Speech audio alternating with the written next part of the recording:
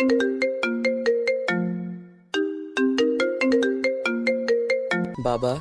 আমি এই মেয়েকে বিয়ে করতে পারবো না। তুমি প্লিজ আমাকে আর জোর করো না। যাকে বিয়ে করব তাকে যদি ভালোই না বাসতে পারি তাহলে সেই বিয়ে করে কি লাভ বলো? আর সবচেয়ে বড় কথা হচ্ছে তুমি নিশ্চয়ই চাইবে না যে তোমার এত আদরের ভাতিজি কষ্টে থাকুক। আজ প্রথম নিজের বাবার বিরুদ্ধে এতগুলো কথা বলল তনয়। ওর কথাগুলো শেষ হতে না হতেই ওর বাবা কষে একটা থাপ্পড় মারলেন।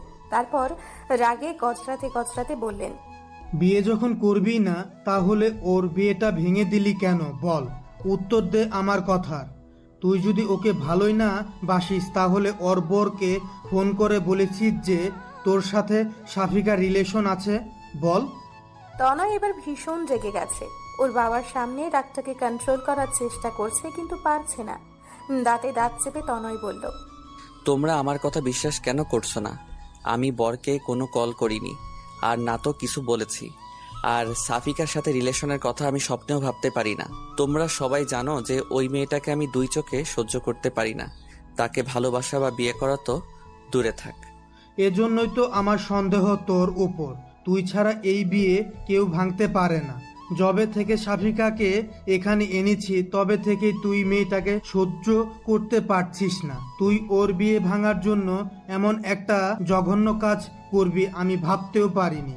তোকে নিজের ছেলে ভাবতেও ঘৃণা লাগছে। বাবা, তুমি তোমার ছেলেকে এই চেনো? তোমার মনে হয় আমি এই ঘৃণিত কাজটা করতে পারি? আমি শিওর ওই ছেলেটাই বিয়ে করবে না, তাই এত সব ফোন দিয়ে আসছে। এমন একটা মেয়েকে কেই বা বিয়ে করতে চাইবে? জলজান্ত একটা রোবট। প্রথমে সুন্দরী দেখে হ্যাঁ বলে দিলে ও পরে হয়তো ওর ব্যবহার দেখে ওর সাথে কথা বলে আফসোস হচ্ছিল যে এমন একটা মেয়েকে কি করে বিয়ে করবে। তনয়, তুই এত বড় একটা অন্যায় করার পরেও বড় বড় কথা বলে যাচ্ছিস। লজ্জা করছে না তোর? তোর জন্য সাফিকার জীবনটা আমি নষ্ট হতে দেব না। এইসব শোনার পর আর কেউ রাজি হবে ওকে বিয়ে করতে? আমি তোর মতামত শুনতে চাইনি। আমি শুধুমাত্র আমার মতামত জানাচ্ছি। বাবা, তুমি সাফিকাকে জিজ্ঞেস করে দেখো, আর আমার সাথে বিয়ে দিলে ও আরো দুঃখী হবে। তুমি বুঝতে পারছো না? আমি কিছুতেই ওকে হ্যাপি রাখতে পারবো না। বাবা প্লিজ, তুমি জেনে শুনে ওই মেয়েটার সাথে আমার জীবনটাও নষ্ট করে দিও না। ওর জন্য আরো ভালো পাত্র পাওয়া যাবে, প্লিজ বাবা। ভালো পাত্র? আজকে মান সম্মান না থাকলে তুই ভালো পাত্র দিয়ে কি করবি? এভাবে তোর কারণে ওর বিয়ে ভেঙে গেছে। শুনলে কোনো ভালো পাত্র ওকে বিয়ে করতে রাজি হবে বল? আর সব আত্মীয় স্বজনদের কাছে আমার মুখ দেখানোর মতো ব্যবস্থা রেখেছিস তুই? আজ তোদের বিয়ে না হলে সবার সামনে মুখ দেখাতে পারবো ভেবেছিস? বাবা, তুমি মান সম্মানের কথা ভেবে আমাদের দুজনের জীবনই এভাবে শেষ করে দিতে পারো না। এতে কেউ সুখী হব না। তুমি বরং সাফিকাকেই জিজ্ঞেস করো। আমি 100% শিওর ও নিজেও আমাকে বিয়ে করতে চাইবে না। আমি কথা দিচ্ছি সাফিকা রাজি থাকলে আমি ওকে বিয়ে করে নিব। কথাগুলো বলেই তনয় ভাবতে লাগলো যে সাফিকা নিশ্চয়ই ওকে বিয়ে করতে রাজি হবে না। যদিও ফোনটাও করেনি, কিন্তু যেই করে থাক, নাম তো ওরই নিয়েছে। কে হতে পারে যে ওকে এত বাজেভাবে ফাঁসিয়ে দিয়েছে? কিন্তু ও যে বলে দিল যে সাফিকা রাজি থাকলে ও ওকে বিয়ে করে নিবে। সাফিকা যদি সত্যিই রাজি হয়ে যায় ওকে বিয়ে করতে, তাহলে না না, যে করেই হোক এখন সাফিকাকে মানাতে পারলেই ওর বাবার এই বাজে সিদ্ধান্তটা থেকে ও মুক্তি পাবে। এতক্ষণ তনয় ওর বাবা শহীদুল সাহেবের সাথে তর্ক করছিল ও চাচাতো বোন সাফিকাকে নিয়ে।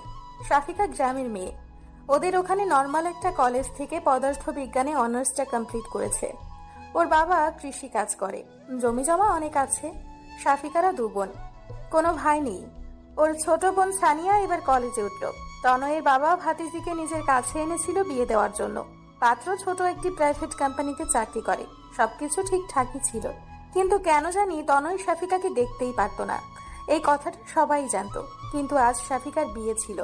হঠাৎ বরের বাবা ফোন করে জানায় যে তার ছেলে নাকি ওনাদের ফোন করে জানিয়েছে যে সাফিকার সাথে তনয়ের সম্পর্ক ছিল।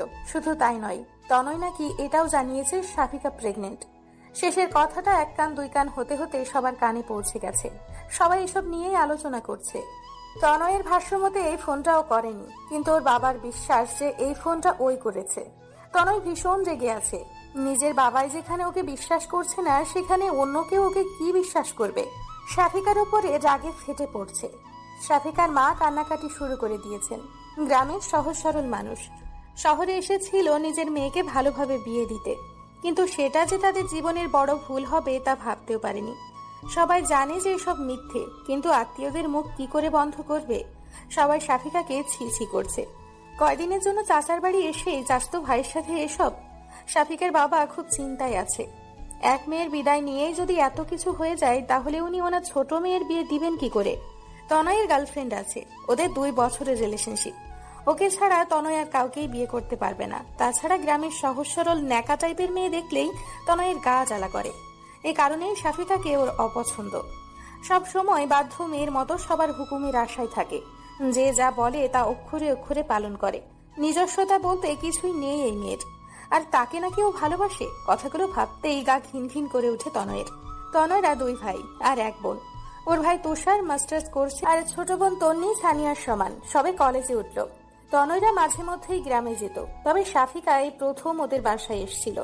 এর আগেও তনয় শাফিকাকে পছন্দ করতো না, কেমন যেন মরা মরা টাইপের মনে হয় শাফিকাকে ওর। হঠাৎ শাফিকার মায়ের কান্না বেড়ে গেল, সবার ছোটাছুটিও বেড়ে গেল। তনয় আর ওর বাবাও সেদিকে ছুটে গেল। শাফিকা ঘরের দরজা লাগিয়ে দিয়েছে। কারো বুঝতে বাকি রইল না যে ও কি করতে চলেছে। তনয়ের বাবা তনয়কে শাসাতে লাগলো। যদি শাফিকার কিছু হয়ে যায়, আমি তোকে কখনো ক্ষমা করব না। আমি ভুলে যাব যে তুষার ছাড়া আমার আরেকটা ছেলে ছিল। তনয় সবার সাথে দরজা ধাক্কা দিতে লাগলো আর বলতে লাগলো, সাফিকা, তুমি কি পাগল হয়ে গেছো? মানুষের কথায় নিজের জীবন কেন শেষ করতে চাচ্ছ তুমি? আমি বলছি দরজা খোলো।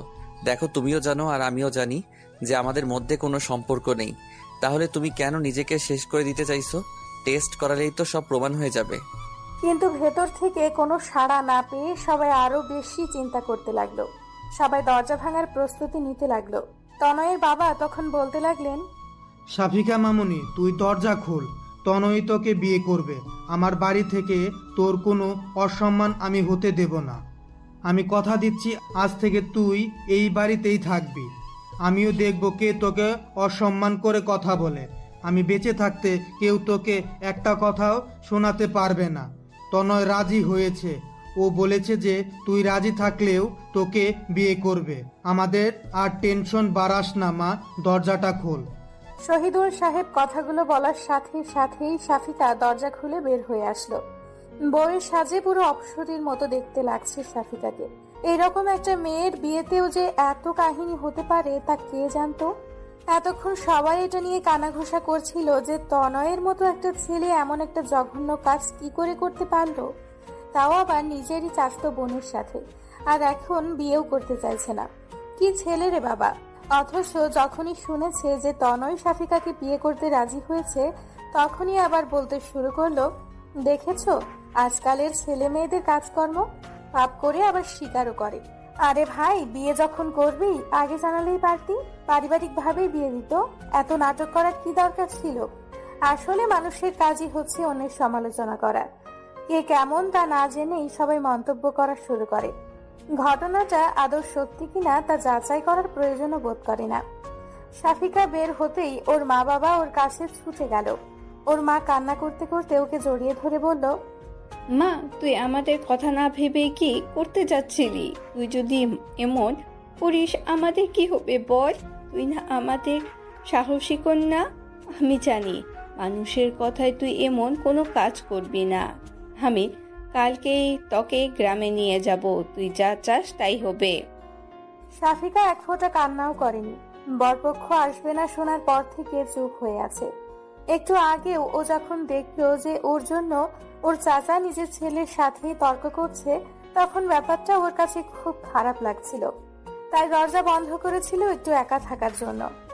কিন্তু সবাই যে উল্টাপাল্টা ভাববে এটা ওর মাথাতেই আসেনি। ওর মায়ের থেকে নিজেকে ছাড়িয়ে নিয়ে শাফিকা বলল, মা, তোমরা কি ভাবছিলে বলো তো আমি কেন সুইসাইড করব? আমি তো কোনো দোষ করিনি। যে দোষ করেছে শাস্তি তো তার পাওয়ার কথা। আর তোমার কি মনে হয় এখন গ্রামে গেলেই সব ঠিক হয়ে যাবে? এই খবরটা কি গ্রামে পৌঁছায়নি? সমস্যা থেকে পালালেই তা সমাধান হয়ে যায় না, সমস্যাকে মোকাবেলা করতে হয়। এটা আমার জীবন, আমার সমস্যা, তাই সমাধানটাও আমাকেই খুঁজতে হবে। তোমরা একদম চিন্তা করো না।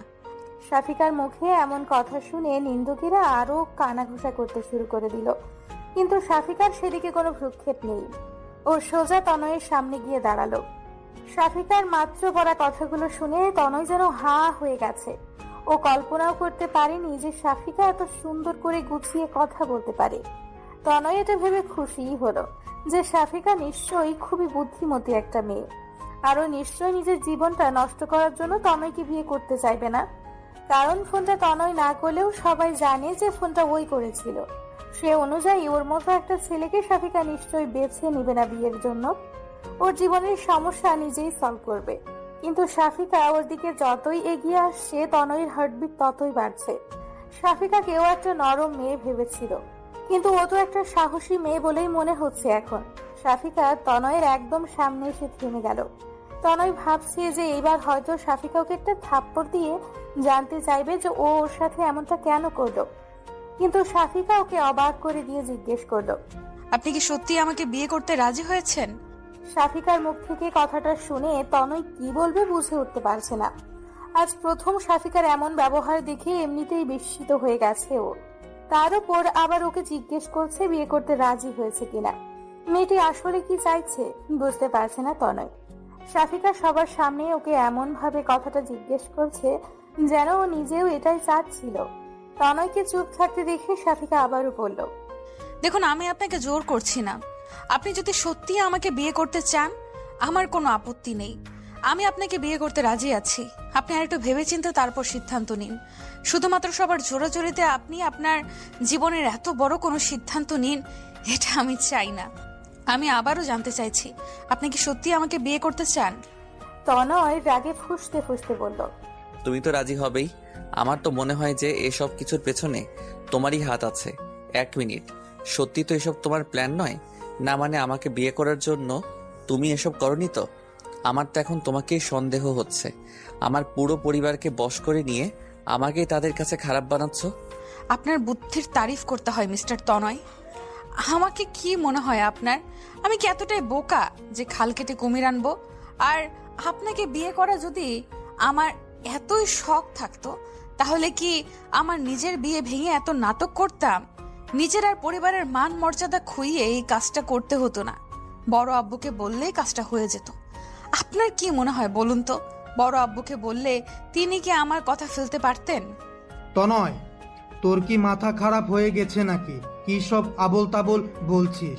তুই বলেছিস যে শাফিকা রাজি হলে তুই ওকে বিয়ে করবি। এবার তো ওর মতামত শুনলি। আমি আর সময় নষ্ট করতে চাই না। এমন সময় তুষার এসে বলল, বাবা, কিছু মনে না করলে একটা কথা বলতাম না? মানে ভাইয়া শাফিককে পছন্দ করে না। তুমি না হয় জোর করে ওদের বিয়ে দিলে, কিন্তু তারপর কি হবে? তুমি কি একবারও সেটা ভেবে দেখছো? ওরা কখনো সুখী হবে না। তাহলে জোর করে এই বিয়ে দেওয়া কি মনে হয়? আমি বলছিলাম যে ভাইয়া কেন জোর করতে হবে? আমি তো আছি যদি তোমাদের কারোর কোনো অমত না থাকে তো। আর সবচেয়ে বড় কথা, শাফিকা রাজি হলে। মাথা নিচু করে কথাগুলো বলা শেষ করেই তুষার আবার মুখের দিকে তাকায়। তনয় যেন আলোর দিশা খুঁজে পায়, কিন্তু ওর বাবার হুঙ্কারে সব পিঠ ফিরে পায় দুই ভাই। তোমরা কি ভুলে যাচ্ছ যে তোমাদের বাবা এখনো বেঁচে আছে আর সে তোমাদের সামনে আছে? তুষার, তুই এর মাঝে নাক গলাবি না। আর তনয়, ছোট ভাইকে দেখে শিখতে হবে তোর। ওর যেটুকু আত্মসম্মান বোধ আছে তোর সেটুকু নেই। আমার সিদ্ধান্তই শেষ সিদ্ধান্ত। বেশি কথা না বলে বিয়ের জন্য তৈরি হয়ে যা। তারপর তনয় আর অনিচ্ছাকৃত শাফিকাকে বিয়ে করে নিল। নিজের বাবা আর শাফিকাকে ও চরম শত্রু মনে হচ্ছিল। আস্তে আস্তে সবকিছু স্বাভাবিক হয়ে গেল। আত্মীয়রা সবাই এক এক করে চলে যেতে লাগলো। শাফিকার পরিবার আর ওর একমাত্র ফুপুর পরিবার রয়ে গেল। বাকি সবাই চলে গেল। রাত 10টার বেশি বেজে গেছে। শাফিকা ওর বোন সানিয়া আর তন্নির সাথে রুমে বসে অপেক্ষা করছে। শাফিকা এর মধ্যেই বিয়ের শাড়ি পরিবর্তন করে একটা 3 পিস পরে নিয়েছে। সানিয়া আর তন্নি ভয়ে আছে যে তনয় যে আজ শাফিকাকে আরো কি কি কথা শোনাবে কে জানে। ওর যে পরিমাণ রাগ, তন্নি তো তনয়কে ভীষণ ভয় পায়। ওর সামনে জোরে কথা পর্যন্ত বলে না, অথচ তুষারের সাথে কত ফ্রি। সানিয়া আর শাফিকার সাথেও তুষার অনেক ফ্রিলি কথা বলে। এই কারণে সবাই তুষার ভাই বলতে একেবারে পাগল। আর তনয়ের ধারে কাছেও কেউ যায় না ভয়, অথচ সেই তনয়ের জন্যই শাফিকাকে আজ অপেক্ষা করতে হচ্ছে। শাফিকা তন্নি আর সানিয়াকে উদ্দেশ্য করে বলে, তোরা চলে যা তো এখন, অনেক রাত হয়ে গেছে, গিয়ে শুয়ে পড়। আমিও শুয়ে পড়ি। উনি যখন আসে আসুক। তোদেরকে এত রাত পর্যন্ত কে অপেক্ষা করতে বলেছে বল? আর আমারও ঘুম পাচ্ছে। এত কিছুর পরে তোর ঘুম পাচ্ছে আপু? তনয় ভাইয়া তোর সাথে কেমন ব্যবহার করবে তা ভেবে তোর ভয় লাগছে না? আমার তো ভয়ে আত্মা শুকিয়ে যাচ্ছে, তোকে একা ফেলে যেতেই মন চাচ্ছে না। আচ্ছা আপু, তুষার ভাইয়াকে বড় আব্বু মানা কেন করলো? তুষার ভাইয়ার সাথে তোর বিয়ে হলে কতই না ভালো হতো বল। সানিয়া কথাটা বলতে না বলতেই তনয় রুমে ঢুকতে ঢুকতে বলল, তোমার বড় আব্বুর আমার মাথা খারাপ না করলে যে চলছিল না। সে তো আমার জীবনটা তছনছ করার জন্য উঠে পড়ে লেগেছে, আর সাথে তোমার আপুও। তোমরাও লেগে যাও আমার পেছনে, দেখো আর কি কি নষ্ট করার আছে আমার জীবনে। সানিয়া তো ভয়ে চুপসে গেল, চুপচাপ ঘর থেকে বের হয়ে গেল। তন্নি যাওয়ার আগে কিছুটা সাহস নিয়ে তনয়কে বলল, ভাইয়া প্লিজ সাফিকা আপুকে বকাবকি করো না। এখানে আপুর তো কোনো দোষ নেই। আমি জানি না বাবা এমন সিদ্ধান্ত কেন নিলেন। যাই হোক না কেন, সাফিকা আপুকে কষ্ট দিবে না একদম, তাহলে কিন্তু ভালো হবে না। কথাগুলো বলেই তন্নি ওখান থেকে চলে গেল। তনয় কি বলবে না বলবে বুঝতে পারছিল না। ও কিছু বলার আগেই তন্নি আর সানিয়া রুম থেকে বের হয়ে গেল। তনয় বিছানার দিকে তাকাতেই দেখতে পেল যে শাফিকা সুন্দর করে ওর বিছানাটা দখল করে শুয়ে আছে। চোখ বন্ধ করে থাকলেও তনয় জানে যে শাফিকা এখনো ঘুমোয়নি, তাই ওকে উদ্দেশ্য করে ব্যঙ্গাত্মক সুরেই বলল, তোমাকে আমি সহজ সরল একটা মেয়ে ভাবতাম, কিন্তু বিশ্বাস করো তোমার মতো বেহায়া আমি মনে হয় জীবনে দুটি দেখিনি। আমার লাইফটা নষ্ট করে দিয়ে আমারই বিছানা দখল করে শুয়ে আছো। এই মেয়ে, তোমার লাজ লজ্জা বলতে কিছু নেই? এত বেহায়া কেন তুমি? শাফিকা চোখটা খুলে তনয়ের দিকে তাকিয়ে স্বাভাবিকভাবেই বলল, দরজাটা লাগিয়ে দিয়েছেন কি? না হলে দেখা যাবে কে কখন রুমে ঢুকে পড়েছে। এখন তো এটা আর আপনার একার রুম নয়, এটা আজ থেকে আমারও রুম। বিয়ে করেছে আপনাকে, আপনার রুমটা তো আজ থেকে আমারও। সো নিজের রুমে ঘুমাবো না তো কি এখন অন্য কোথাও গিয়ে ঘুমাবো নাকি? লাইটটা অফ করে দিয়ে শুয়ে পড়ুন। লাইট জ্বালানো থাকলে আমার ঘুম আসতে চায় না। তনয় নিজের রাগটা আর কন্ট্রোল করতে পারছে না। শাফিকার দিকে এগিয়ে গিয়ে শাফিকার হাত ধরে টানতে লাগলো আর বলতে লাগলো, এক্ষুনি আমার রুম থেকে বের হয়ে যাবে। তোমার যেখানে খুশি থাকো গিয়ে, আমার রুমে তোমার কোনো জায়গা নেই। তোমার মতো একটা নির্লজ্জ মেয়ের সাথে আমি থাকতে পারবো না। এক বিছানায় তো দূরে থাক, তোমার সাথে আমি এক রুমেও থাকতে পারবো না। শাফিকা এক ঝটকায় নিজের হাতটা ছাড়িয়ে নিয়ে অন্যদিকে মুখ ঘুরিয়ে শুয়ে পড়ল আর আস্তে আস্তে বলল, আমার সাথে থাকতে না চান, আপনি যেখানে খুশি সেখানে থাকতে পারেন, আমার কোনো আপত্তি নেই। কিন্তু আমি কোথাও যেতে পারবো না। নিজের স্বামীর পাশে থাকবো, এতে বেহায়াপনার কিছু দেখছি না আমি। তনয় নিজেও শাফিকার পাশে শুয়ে পড়ল আর বলতে লাগলো, কত বড় সাহস তোমার, আমার রুম থেকে আমাকেই তাড়াচ্ছ? বিয়ে হয়েছে কি মনে হচ্ছে কোনো অদৃশ্য পাওয়ার পেয়ে গেছো? আগে তো পুরো মিনি বিড়াল হয়ে থাকতে। আমার তো এখন মনে হচ্ছে যে এসবের পিছনে তোমারই হাত আছে। তুমি আমাকে ভালোবাসো, তাই না? স্বীকার কেন করছো না? বিয়ে তো করেই নিয়েছো, এইবার অন্তত নিজের ভুলগুলো স্বীকার করো। কথাগুলো বলেই তনয় শাফিকাকে নিজের দিকে ঘুরিয়ে নিল। তারপর শাফিকার থুতনিতে হাত দিয়ে ধরে বলতে লাগলো, এত তেজ কোথায় ছিল বলো তো? তোমার এই তেজ ভাঙাতে না আমার বেশি সময় লাগবে না। তোমার আসল রূপ আমি সবার সামনে এনেই ছাড়বো। Just wait and see. কথাগুলো বলেই তনয় শাফিকার থুতনি ছেড়ে দিয়ে পাশ ফিরে শুয়ে পড়ল। শাফিকা এতক্ষণ তনয়ের কথা শুনছিল, এবার শাফিকা কান্না শুরু করে দিল। আজ সারাদিন এত কিছু হয়ে গেছে, তবুও শাফিকা এক ফোঁটা কান্নাও করেনি। কিন্তু এখন ওর কান্নাগুলো যেন আর বাধা মানছে না, দু চোখ ছাপিয়ে আসছে। কান্না করতে করতে শাফিকা বলতে লাগলো, কেন সবাই আমাকে দোষ দিচ্ছে বলুন তো? আপনি বর পক্ষকে ফোন করেছিলেন, আপনি বলেছেন যে আমি নাকি প্রেগনেন্ট। এ কথা শুনে কেউ আপনাকে কিছু বলেছে? একবারও আপনার দোষ দিয়েছে? কিন্তু আমাকে বলেছে, সবাই বলেছে যে আমি একটা দুশ্চরিত্রা মেয়ে, যে কিনা চাচার বিয়েতে 2 দিনের জন্য এসেই নিজেকে কন্ট্রোল করতে পারিনি। এমনকি আরো কি বাজে কথা বলেছে যা আমি ভাষায় প্রকাশ করতে পারবো না। কিন্তু আপনাকে কেউ বলেছে দুশ্চরিত্র? কেউ বলেছে যে ছেলেটা নিজেকে সামলাতে পারেনি? বলেনি, কারণ আপনি ছেলেরা নাকি এমনই হয়, কিন্তু মেয়েদের নাকি মানিয়ে চলতে হয়। আমার শুধুমাত্র বিয়েটা ভাঙেনি, আমার সম্মান, আমার বাবা মায়ের সম্মান সবকিছু আপনি ধুলোয় মিশিয়ে দিয়েছেন। তারপরেও আমি আপনাকে বিয়ে করেছি শুধুমাত্র আমার বাবা মায়ের মুখের দিকে তাকিয়ে। আমার বাবা মা নিজের মান সম্মান বাঁচাতে আমাকে এখানে নিয়ে এসেছিল, কিন্তু কি লাভ হলো বলুন?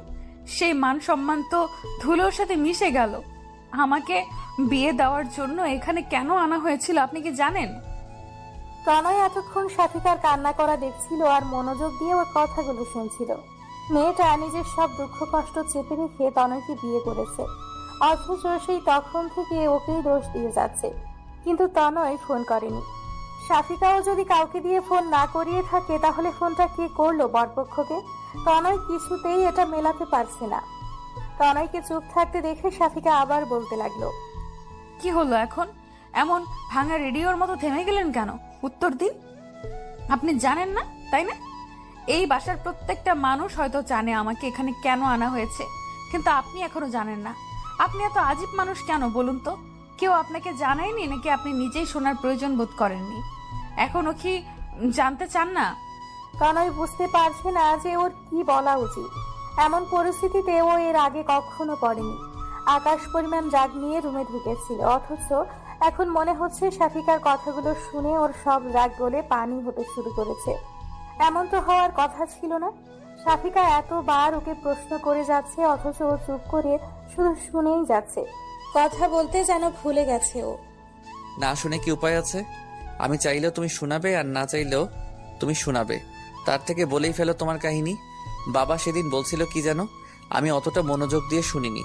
সবাই কথা বলছিল, তোমার কোনো কথা শোনার কোনো আগ্রহ আমার ছিল না, তাই শোনা হয়নি। আজ তো না শুনলে তুমি আমাকে ঘুমাতে দেবে বলে মনে হয় না। সাফিকা কান্না করতে করতে তনয়ের শার্টের সাথে নাক মুখ মুছতে থাকে। তনয় সরে যেতে চাইলেও পারে না। সাফিকা টেনে ধরে ওর নাকের পানি চোখের পানিগুলো তনয়ের শার্টে মুছতে থাকে। তনয় নাক ছিটকায়, তবে সরতে পারে না। সাফিকা যে ওর শার্টটাকে টিস্যু বানিয়ে ফেলেছে তা বুঝতে বাকি রইল না। সাফিকার ক্ষণে ক্ষণে রং পাল্টাতে দেখে তনয় নিজেও হতবাক হয়ে গেছে। মেয়েদের কান্নাতে হয়তো এই কারণেই মায়া কান্না বলে, তো মানুষও ওর ন্যাকা কান্নার কাছে হেরে গেছে। আমাদের গ্রামেও একজন আমার বিয়ে ভেঙে দিচ্ছিল। শুধু আমাদের গ্রামের চেয়ারম্যানের ছেলে, সে আমার বাড়িতে বিয়ের জন্য প্রস্তাবও পাঠিয়েছিল, কিন্তু এসএসসি পাস একটা ছেলের সাথে অনার্স পাস করা একটা মেয়ের বিয়ে কি কোনো বাবা মা দিতে চায়? আর ওই ছেলেটাকে আমার একদম পছন্দ নয়। সারাদিন রাত আড্ডা নিয়ে থাকে, নেশা করে, আর বাপের টাকায় ফুটানি। ও অমন ছেলেকে আমি কেন? কোনো ভালো মেয়ে বিয়ে করতে চাইবে না, কিন্তু ওই যে জোর যার মুল্লুক তার, যে বিয়ে ভাঙা বন্ধের জন্য আমাকে এখানে আনলো, সে এখানে এসেও একই অবস্থা, তাও আবার বিয়ের দিন আরেক ধাপে গিয়ে। তনয় এতক্ষণ মনোযোগ দিয়ে ওর কথা শোনার পর বলল, তাহলে তোমার বিয়ে ভাঙার জন্য আমাকে কেন দোষারোপ করছো সবাই? এটা তো সবাই জানো যে বিয়েটা কে ভেঙেছে। আমাকে এর মধ্যে জড়ানোর খুব বেশি কি প্রয়োজন ছিল? এখানে ওরা খোঁজ পাবে কিভাবে? ওরা যাতে আমার খোঁজ না জানতে পারে সেই জন্যই তো আমাকে এখানে আনা হয়েছিল। তবে কেন জানি আমার মনে হচ্ছে আপনি সত্যিই বলছেন, মানে এর পেছনে নিশ্চয়ই অন্য কেউ আছে। কিন্তু কে সে? আপনি আমাকে হেল্প করবেন খুঁজে বের করতে? আর সে যে শুধুমাত্র আমার শত্রু তা নয়, কিন্তু সে আপনারও ঘোর শত্রু, না হলে আপনাকে এর মধ্যে জড়াতো না।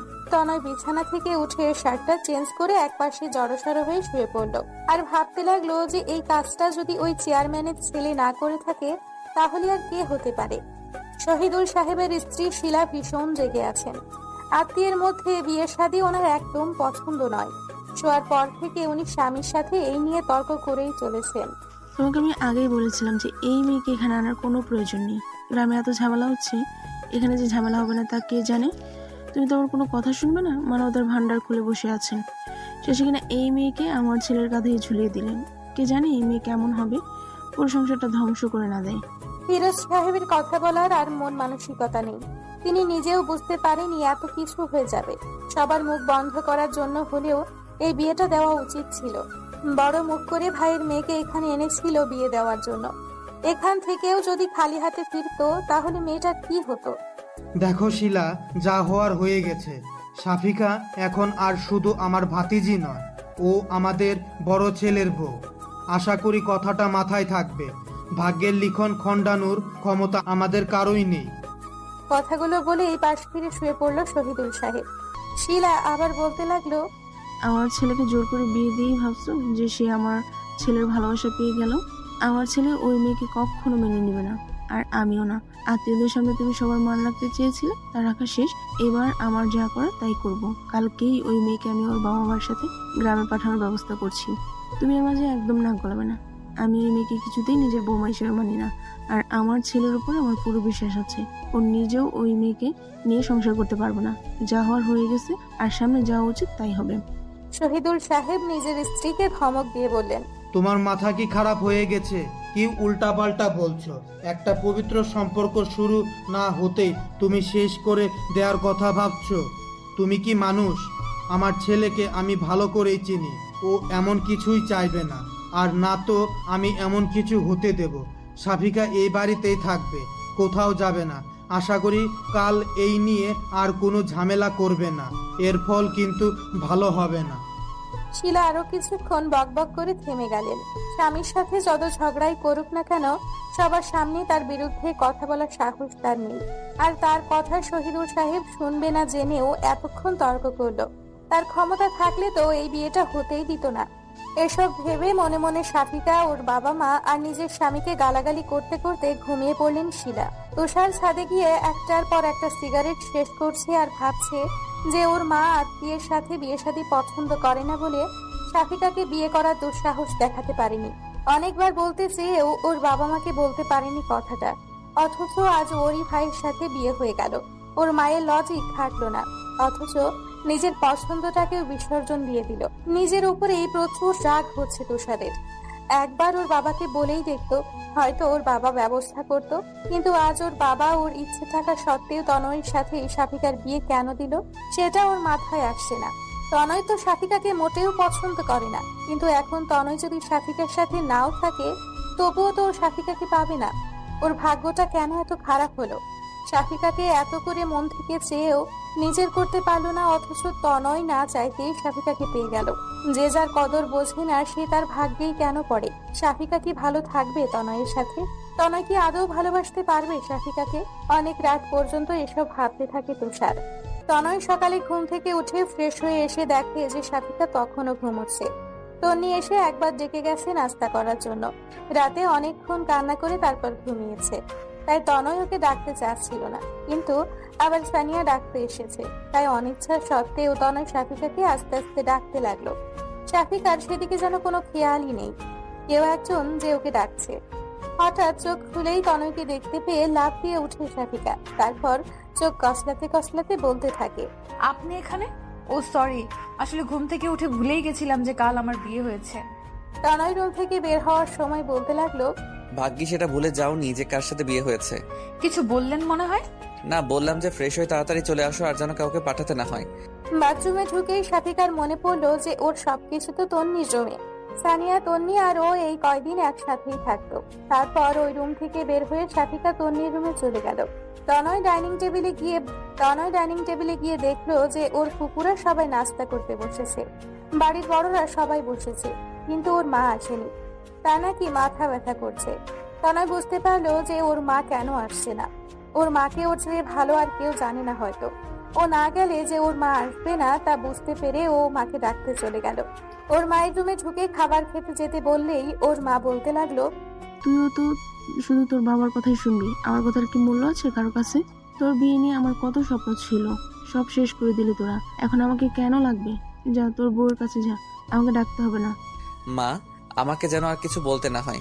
তাড়াতাড়ি চলো, সবাই অপেক্ষা করছে তোমার জন্য। ফুপুরা চলে যাবে, নাটক বাদ দিয়ে চলো। ওর মা মানে শিলা বিছানা ছেড়ে উঠে বলল, আমি যাচ্ছি, তবে ওই মেয়ে যেন আমার সামনে না আসে।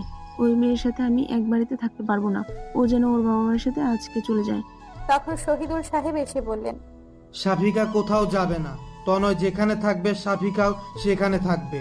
তুমি যদি সাফিকাকে এই বাড়িতে না রাখতে চাও তাহলে তনয়ও থাকবে না। আমি ওদের বাসা ঠিক করে দেব। দেখছিস তো তোর বাবার কথা, নিজের ভাতিজির জন্য এক্ষুনি আমাকে তোর থেকে আলাদা করে দিতে চাইছে। আমি কিন্তু মা, বাবা, তোমরা থামবে একটু? এখন এসব বলার সময় নয়, যা হওয়ার হয়ে গেছে। ধীরে সুস্থে বসে এসব নিয়ে আলোচনা করে সিদ্ধান্ত নেওয়া যাবে। এবার চলো। কথাগুলো বলে রুম থেকে বের হতেই দেখতে পেল যে সাফিকা দরজার সামনে দাঁড়িয়ে আছে। ওর চোখ থেকে টপ টপ করে পানি পড়ছে। তনয়কে দেখে বলল, আপনাদের ডাকতে এসেছিলাম। আসলে আমার খেতে ইচ্ছে হচ্ছে না, আপনারা খেয়ে নিন, আমার ক্ষুধা লাগলে খেয়ে নিব। বলেই ওখান থেকে দৌড়ে তন্নির রুমে চলে গেল সাফিকা। তনয় ওর পেছনে গিয়ে বলতে লাগলো, তোমরা কি শুরু করলে বলতো? সবাইকে আমাকে পেয়েছো জানানোর জন্য? আমাকে একটু বোঝার চেষ্টা করো। আমার মনের উপর দিয়ে কি ঝড় যাচ্ছে তা কাকে বোঝাবো? সবাই তো নিজেকে নিয়ে ব্যস্ত। তনয়ের কথা শুনে সাফিকা দৌড়ে গিয়ে ওকে জড়িয়ে ধরলো। তারপর বলতে লাগলো, আপনার স্ত্রী হিসাবে না হোক, অন্তত কাজিন হিসাবে হলেও আমাকে আপাতত এখানে থাকতে দিন প্লিজ। আমি এখন ওই গ্রামে যেতে পারবো না। ওখানে গেলেই ওই রিমনের অত্যাচার, আমি বাড়ি থেকে বের পর্যন্ত হতে পারি না। আর এখন তো আরো বেশি করে আমার পেছনে লাগবে, বলবে যে বাইরে এসে আমার বিয়ে হলো না। তনয় এমনিতেই অনেক চিন্তায় আছে, তারপর আবার ওর মায়ের নতুন ঝামেলা। ওর গার্লফ্রেন্ড রিয়াকে ব্যাপারটা কি করে বোঝাবে সে চিন্তায় অস্থির। আর এদিকে সাফিকা আর ওর মায়ের ঝামেলা। রিয়াকে ছাড়া ও অন্য কোনো মেয়ের কথা স্বপ্নেও ভাবতে পারে না। এখন এইসব সামলাবে নাকি রিয়াকে? সাফিকাকে নিজের থেকে ছাড়িয়ে নিয়ে তনয় বলল, দেখো সাফিকা, এসব ন্যাকা কান্না আমার কাছে করবে না, চুপচাপ খেতে চলো। এসব মায়া কান্না আমার কাছে চলবে না। রাতে অনেক কেঁদেছো, কিছু বলিনি, আর কিন্তু এসব চলবে না। এখানে থাকতে চাইলে আমার কথা মেনে থাকতে হবে। সাফিকা চোখ মুছে বলল, আমি পারবো। এখানে থাকার জন্যই তো এতদিন আমি চুপচাপ ছিলাম। আবার না হয় সেই রোবট হয়ে যাব, যে যা বলবে তাই শুনবো। চাচি যেভাবে বলবে আমি সেভাবেই থাকবো। অন্তত যে পর্যন্ত ওইখানে সব ঠিকঠাক না হয় সে পর্যন্ত আমাকে থাকতে দিলেই হবে। রিমন 5-6 বছরের মতো বিদেশে ছিল বলেই আমি শান্তিতে ছিলাম। কয়েক মাস হলো দেশে এসেছে, তাতেই আমার জীবনের খুশিগুলো শেষ হয়ে গেছে। ওই ছেলে থাকতে আমি আর গ্রামে যাচ্ছি না। আবার হয়তো বিদেশ চলে যাবে, তখন আমি আবার গ্রামে চলে যাব, কথা দিচ্ছি। আর আমি কখনো আমাকে ভালোবাসার জন্য আপনাকে জোর করব না। আপনি মন থেকে কোনোদিন ভালোবাসলে তবেই। এক্সকিউজ মি, দিবা স্বপ্ন দেখা বাদ দাও। থাকতে দিয়েছি বলে অন্য কিছু ভাবার দরকার নেই। ফালতু কথা শোনার সময় আমার নেই, চুপচাপ খেতে চলো। কথাগুলো বলে তনয় সাফিকার মুখের দিকে তাকাতেই দেখতে পেল যে সাফিকার মুখটা বিষাদে ছেয়ে গেছে। ও হয়তো একটু বেশি বলে দিয়েছে, কিন্তু ও যে প্রেশারের মধ্যে আছে তাতে চাইলেও ভালো করে কথা বলতে পারছে না। সাফিকার কি করবে আর রিয়ারি বা কি করবে ও কিছুই বুঝতে পারছে না। একদিকে নিজের ভালোবাসা আর অন্যদিকে নিজের দায়িত্ব, যার এখন কোনো একজনের সাপোর্ট দরকার, আর সেই একজন ওকেই হতে হবে, না হলে মেয়েটা ভেঙে টুকরো হয়ে যাবে। কোন দিকে যাবে তনয়? সাফিকার বাবা মা চলে যাবে, ওর মনটা খুব খারাপ। ও সবার সাথে বসে গল্প করছে, একটু পরে চলে যাবে ওনারা। তনি দেখলো যে তনয় রুমেই আছে। ও রুমে ঢুকতে ঢুকতে তনয়কে উদ্দেশ্য করে বলল, ভাইয়া আসবো? তোমার সাথে তো কথাই বলা যায় না, ভয় লাগে। কিন্তু আজকে তোমাকে কিছু কথা বলতে চাই। দেখো, আমি কিন্তু আর সেই ছোট্ট নেই, বড় হয়ে গেছি। আমি এখন কলেজে পড়ি, তাই আমার কথাগুলো তোমাকে শুনতেই হবে। নিজের ছোট বোনের মুখে এমন কথা শুনে তনয় হেসে দেয়। তারপর বলতে থাকে, তা আমার ছোট্ট বোনটা আমাকে ভয় পেতে শুরু করলো কবে থেকে তাই তো বুঝতে পারতেছি না। সে আবার কলেজে উঠে বড় হয়ে গেছে।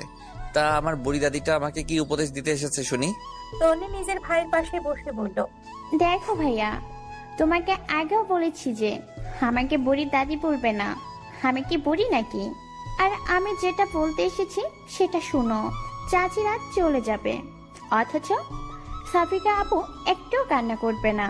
দেখো, কিন্তু চাচিরা যেতে না যেতেই সবার আড়ালে গিয়ে ইচ্ছা মতো কান্নাকাটি করবে। নিজেকে যতই স্ট্রং দেখানোর চেষ্টা করুক না কেন, আমার চোখকে ফাঁকি দিতে পারেনি। আমি ঘুমিয়ে যাওয়ার পর হঠাৎ জেগে গেলে মাঝে মধ্যে দেখতাম যে সাফিয়া আপু বেলকনিতে দাঁড়িয়ে কান্না করছে, নয়তো চুপচাপ দাঁড়িয়ে আছে। সানিয়া আর চাচা চাচিকে ছাড়া থাকতে ওর ভীষণ কষ্ট হয়। তারপরেও থাকতো একমাত্র ওই রিমনের অত্যাচার থেকে বাঁচার জন্য। এখন তো একেবারেই এখানেই থাকবে। জানি না আর কত কাঁদতে হবে আপুকে। তারপর তুমি সকালেও কি পরিমাণে বকাবকি করলে দেখলাম। তুমি যাওয়ার পরই বাথরুমে গিয়ে কিছুক্ষণ কান্না করে তারপর হাসি মুখে খেতে গেল। আমি সব খেয়াল করি। এতগুলো কথা একেবারে বলে হাঁপিয়ে উঠে তন্নি। তারপর তনয়ের প্রতিক্রিয়া দেখার জন্য ওর দিকে তাকায়। তনয় চুপচাপ ওর কথা শুনলো দেখে ওর ভালোই লাগছে। আর এই প্রথম সাফিকার জন্য তনয়কে এতগুলো কথা বললো। তন্নির মুখে এমন বড় মানুষের মতো কথা শুনে তনয় বুঝতে পারলো যে তার সেই ছোট্ট তন্নিটা আজ সত্যি অনেক বড় হয়ে গেছে। আচ্ছা, তন্নিকে বিয়ে দিলে ও কি এইভাবে ওর শ্বশুর বাড়ি রেখে চলে আসতে হবে? ভাবতেই বুকের মধ্যে চিনচিনে একটা ব্যথা অনুভব হয় তনয়ের। তার মানে সাফিকার বাবা মায়েরও অনেক কষ্ট হচ্ছে সাফিকাকে রেখে যেতে। আর সাফিকা, কথাটা ভাবতেই মেয়েটার জন্য এক অজানা টান অনুভব করতে থাকে তনয়। এটাই কি সেই পবিত্র বন্ধন, দিন কবুলের মাধ্যমে যে বন্ধন গড়ে ওঠে? কথাটা ভাবতেই নিজেকে বড্ড অপরাধী মনে হতে থাকে তনয়। নিজের বাবার অনুরোধে এটাও কি করে বসলো? একটা মেয়ের স্বপ্ন নিয়ে খেলার কোনো অধিকারও নেই, সেখানে ও দুটো মেয়ের জীবন নিয়ে খেলছে। এই গোলকধাঁধা থেকে আজ ওকে বের হতেই হবে, নইলে ও নিজেকে কখনো ক্ষমা করতে পারবে না। তন্নির সাথে যদি এমনটা ঘটতো, ভাবতেই ওর পুরো শরীর কেঁপে ওঠে। তন্নি নিজের ভাইয়ের কোনো উত্তর না পেয়ে রুম থেকে চলে যেতে যেতে বলে, আমার আগেই বোঝা উচিত ছিল যে তোমাকে কোনো কথা বলা আর পাহাড়ের সামনে দাঁড়িয়ে কথা বলা একই ব্যাপার। কোনো উত্তর পাওয়া যাবে না, আমাকে কোনো ধমক দাওনি, এটাই তো অনেক। পরের কথাগুলো আস্তে আস্তে বললো যেন তনয় শুনতে না পায়। তন্নি চলে যাওয়ার পরেও তন্নির বলা কথাগুলো তনয়ের কানে রেকর্ডের মতো বাজতে লাগলো।